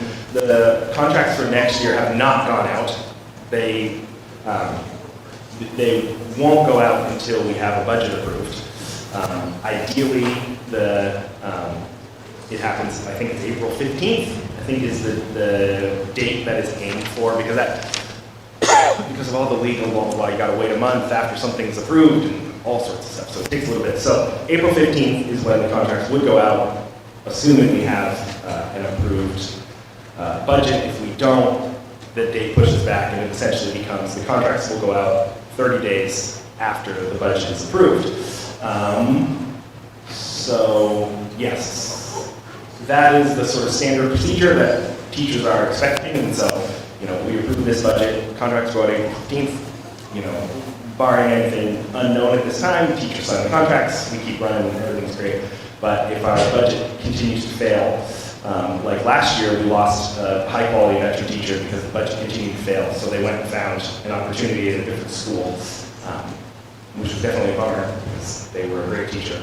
We've been doing really good things here for a really long time. And so we run the risk of losing more staff the longer we wait to get contracts out. Did that cover it?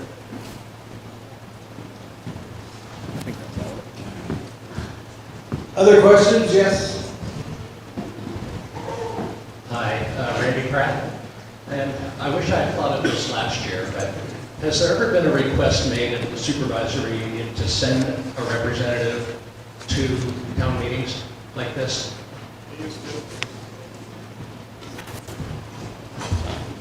Yes, the tricky thing is every town is having a town meeting right now, and so everybody who works at the SU also lives in a town and has their own town meeting to attend. That being said, there is conversation about having representatives here.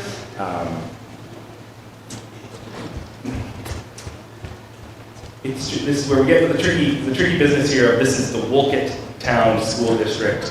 And yes, a piece of our budget is the SU. Like, it's a little tricky, but the conversation has happened, and I know in the past representatives have gone to 2 towns, and so it's a request we could put in again. You know, we have to balance, like, they're all citizens in their own towns who have their own civic responsibilities that they want to attend to. So,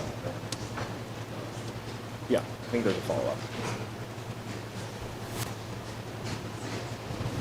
Yeah, if I could just follow up on that. You know, in your defense, I mean, I think you're in the very untenable position of having to defend, in a way, OSSU. Yet, I don't think that's fair to you. It's not fair to the board, and it's not fair to us. Because, as was said earlier this morning, we have no elections. And we have the ability to either approve or delay a small portion of the OSSU budget that is actually a large portion of what we in Wolcott end up paying. And so you are, like us, between a rock and a hard place, and hopefully someone at the state will make changes that will affect all of us and let you off the hook and let us off the hook, going forward. So anyway, thank you for all you do, and I'm sorry that you're in the position that you're in. I'm sorry that we're in the position that we are in. And as I said, I wish I had thought of it a year ago or 5 years ago, so we wouldn't be here now. But I really think that the OSSU ought to either in some form or fashion come and explain themselves. You said that we've been scraping the bottom of the barrel. I'd like to know where they've been scraping as well. I appreciate that. I do want to highlight that, yeah, there is a supervisory union board, of which 3 Wolcott members are on that, so we have a voice there. We're not a big enough voting block to change everything. And yeah, I think it's been said before that this year budgeting process at the SU level, $1 million was removed from the OSSU budget in an attempt to bring that budget down and also lower the assessment, which is the piece that the individual towns pay. And and that was another, there was some barrel scraping there too, because nearly all of the money that came out, unfortunately, is like, personnel is people at every level of the organization, from the central office down to in the classroom. So, reductions and cuts have made it that level too. Like everybody across the whole state, everybody's feeling it. So.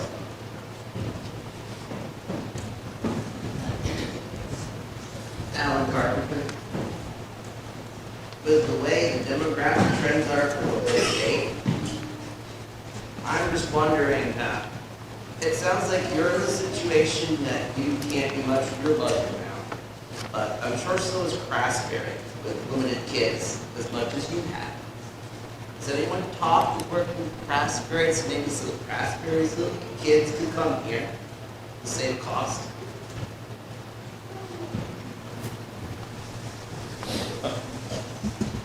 That specific sort of request plan that specific thing has not been discussed. That being said, what's currently happening at the state level with, a push for what they're calling like essentially voluntary redistricting in advance of the state saying this is who you're in a district with.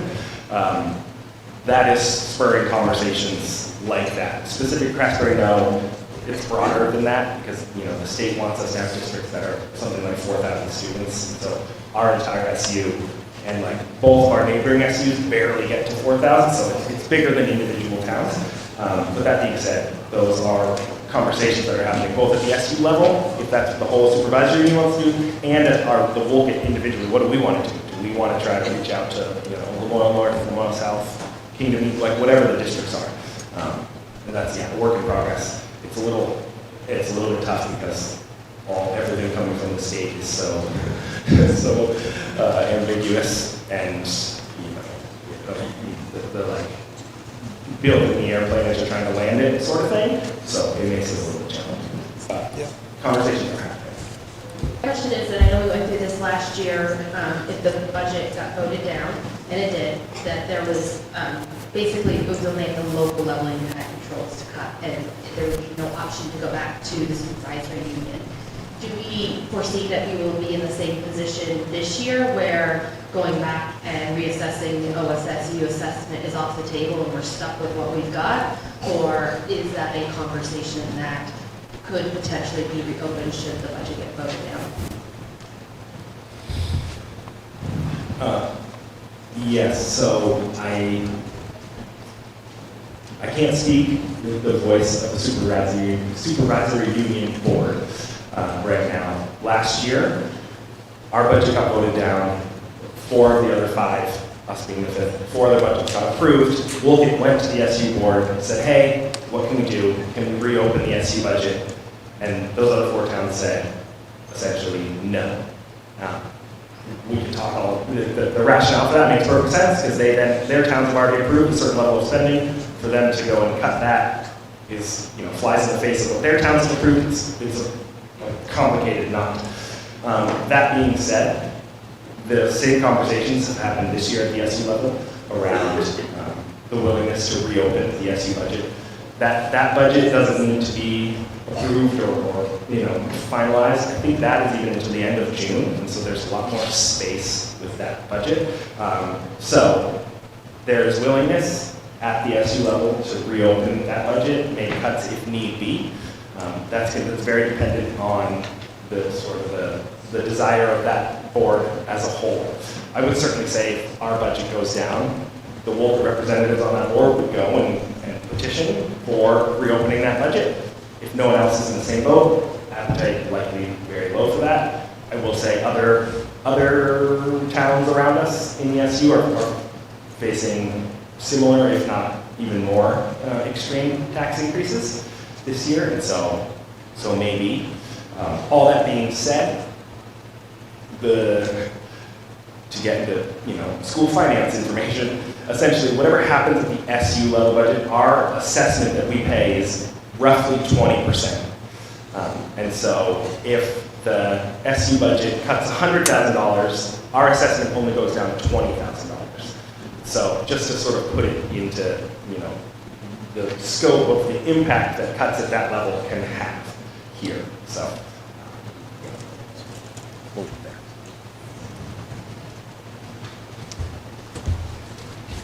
If Bill has a question.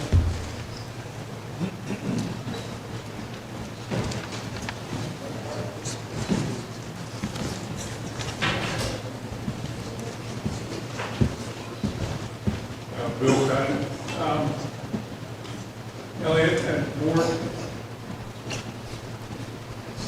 you say at the end of your letter you want input, you encourage input, you encourage people to give you suggestions and ask some questions. I sent you 3 memos last year, and I sent Elliot you an email with questions this year. And I just sent the board another memo a week ago, and I've gotten no response. And Ginger and I are a family, we don't have children in schools. We're like a lot of taxpayers in this town that pay the full boat, but we don't have children getting educated. We have some questions. folks. And my suggestions all along have been hopefully to try to help you communicate with people like us who have questions about their school and our school system. And yet I get the feeling that you look at us as the enemy in a way. And the fact that you don't even take the time to respond confirms that to me in a way. And that disappoints me because I really think some of the things that I've suggested you do or consider doing, and you'll need OSSU's help doing it, and I understand that, would help you better communicate with this town. For example, last year in a memo, and again this year, I said, can you not give us some information about our secondary students? We spend over $3 million a year for our 7 to 12 students to go wherever basically they want to go. A lot of them go to Craftsbury, a lot of them go into Lamoille South. And we don't hear a thing about them. We don't hear a thing about them. And when I said in the memo last year that it's almost like they don't exist, I got an email back from you, Elliot, that you took umbrage to that comment. Well, all I want to do is to say, I'd like to have some information on how our students are doing. What's their promotion rate? What's their graduation rate? Are any of them making Dean's List or whatever you call it? How are they doing? I read about Craftsbury students in the Hartford Gazette. I don't think that's a lot to ask. Secondly, again, I look at the OSSU budget and I see over $7 million across 6 schools for special education. That's over $1 million a school. $7 million. And I look at the cost of, even in the report, $35,000 for a family plan for 1 employee. And I know that's not your doing. I was working in education when this whole special education thing started in the middle 80s. But where is this $7 million going for 862 kids across 6 schools? Has anybody ever sat down and said, is this got to be? Because this is really what's driving that, and health care is what's killing your budgets.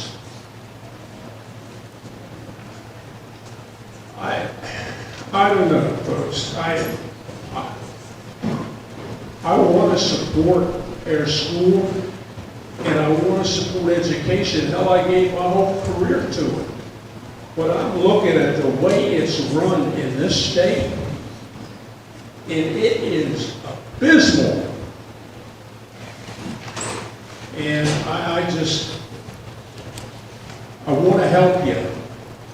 But if I feel like I'm being treated like, I asked the question the other night when you had the 18th meeting on the 18th, how many kids in each class? And you said, what do you want to know that for? Twice. I wanted to know it so I could do a population projection. And unless we get kids coming into this town, we're going to have an average student population in this school of about 75 to 80 kids.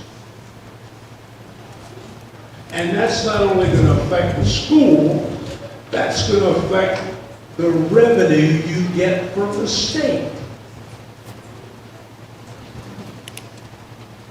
So I've said it.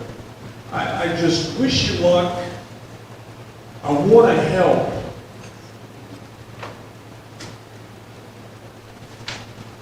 don't feel like I'm a partner.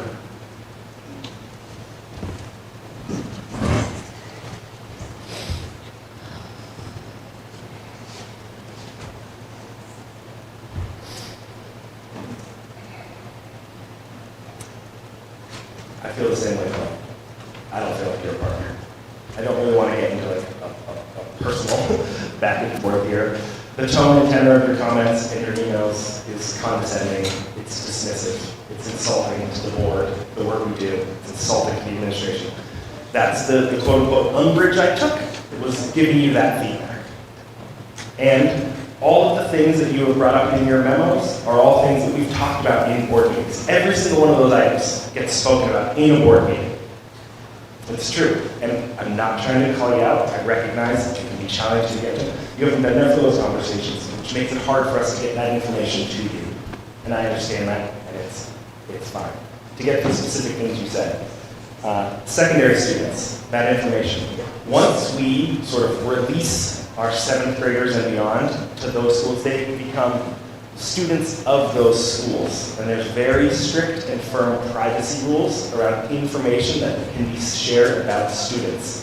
So all the information that you're asking for belong, let's say, People's Academy. When our kids go to People's Academy, all of their everything about their education becomes essentially property of People's Academy. And they legally can't give it away. And so that is what's happening there. That's why we can't track all of our students individually, because the schools that they're at cannot legally give us that information. I think maybe there is a public forum that could happen where parents and families of 7th through 12th graders can come and can speak about their experience. That maybe is something we can do. But generating reports and outcomes and progress and status about our secondary students legally is not a thing that we have access to. And that is something that has been said on the public record at board meetings. Special education. Those costs, so much of special education costs is driven by legal requirements at the state and federal level of what you have to offer, how you offer it, who you offer it to. And so that's a space where we, because of the legal requirements, we have to offer certain services. And those services cost money, and we legally cannot remove those services. Yeah, it's a bummer. Let's see, health insurance. Health insurance, heck yeah, it's brutal. Health insurance is brutal. I'm sure everyone's feeling it personally too. The costs are out of control. The health insurance contract is negotiated at the state level for every single teacher across the whole state.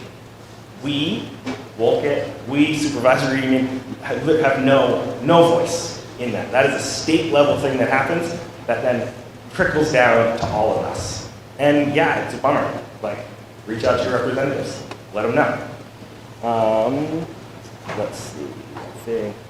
Oh yeah, student population, touched on that already. It is there's a great article in 7 Days recently about this that highlighted it's something like 25% decline in student populations in like a 15-year period. It's almost melts your brain how quickly student populations across the whole state are going down. Yeah, it's an issue. I mean, we could talk about all sorts of things about why it's happening. We have the power to try to make our school maybe a little more appealing to attract people, but are we going to stem the loss of students? No, it's a systemic issue that reaches far beyond the walls of this school. I think that's it.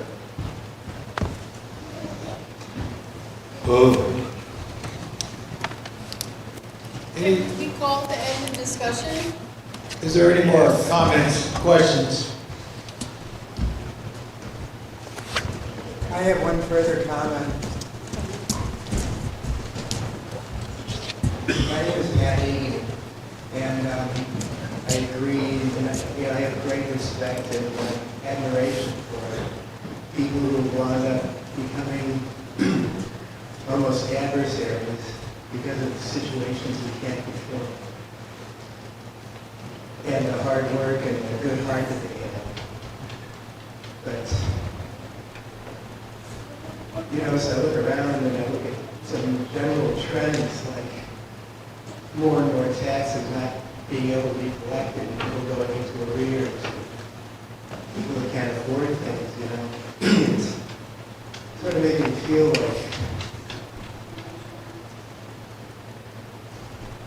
well, without saying anything inflammatory, and without trying to make it complicated, I know it's very simplistic, but I have no intention of voting in favor of anything that is greater than the national cost of living index increase. I think that, you know, all of us have to live with that. And I think that our government and government institutions should really do the same.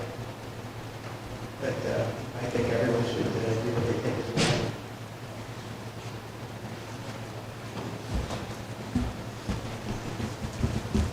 Thank you, everybody. Other comments or questions? No vote. We vote on Australian ballot for Article 4. Article 5, to hear and act upon the reports of the Wolcott School District officers and directors. What does that mean? So everybody Got the book? got a school report. Reports that are in here. If you have any comments about them, you can show them. So this is a comment rather than approval? It is approval too. It is approval. Yeah. Okay. You accept them as they've been written. So the Article 5 is to decide if you accept the reports as written and to ask any questions or make any comments about the reports in this school report book. Any I make the motion to accept the article. motion is made to accept? Is there a second? A second. And now the floor is open for comments or questions about the reports. I think we've sort of already covered a lot of ground. But if there are any other comments or questions, now is the time to make them. Motion to call the question. Is there a second? Second. All in favor of calling the question, say aye. Aye. Opposed? Nay. Call the question. Article 5, to hear and act upon the reports of the Wolcott School, Town, School District officers and directors. All in favor of approving the report, say aye. Aye. Opposed? Nay. Ayes have it. Reports are approved. Article 6, shall the voters of the district authorize the board to borrow money to pay current expenses and debts of the district in anticipation of the collection of taxes and additional revenues? Motion to accept the article. Motion is made and accepted to accept the article. Seconded. Any questions, comments?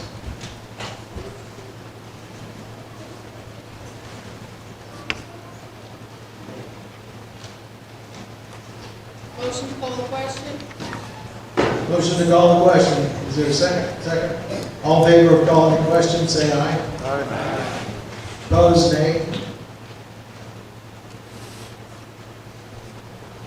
Article 6, shall the voters of the district authorize the board to borrow money to pay current expenses and debts of the district in anticipation of collection of taxes and additional revenues? All in favor, say aye. Aye. Opposed, nay. Article 6 is approved. Article 7, to transact any other business that may legally come before this meeting. I have no idea what that means. But if you have something, now is the time to put it out there. Excuse me? Motion to pass over. Motion is made to pass over. There's a second. Is there a second? Any questions about passing over a motion? This is about the second time in my history of town meetings that I ever heard that brought up. It's interesting. So, It just means we don't discuss it. it means we don't discuss anything. Does it have any ramifications on the future of this particular article? Nope, just for No. this meeting. Just for this meeting. I heard one time they wanted to pass it up and never bring it up again. That was a long time ago, and I don't even remember what the issue was, but it's stuck in my brain. Wow, you know, that's interesting. Okay, so I guess we have to deal with that passing over. All in favor of passing over this article, say aye. Aye. Opposed? Say nay. Ayes have it. We're not even talking about it, folks. And Article 8. Motion to adjourn. We can't even discuss that. That's an interesting Robert's rule also. You don't discuss adjournment. You just go right there and say yes or no. So all in favor of adjourning, say aye. Aye. Opposed, say no. I vote no because I'd like to keep talking. I will talk to myself. Bye-bye. Thank you for taking up the mic and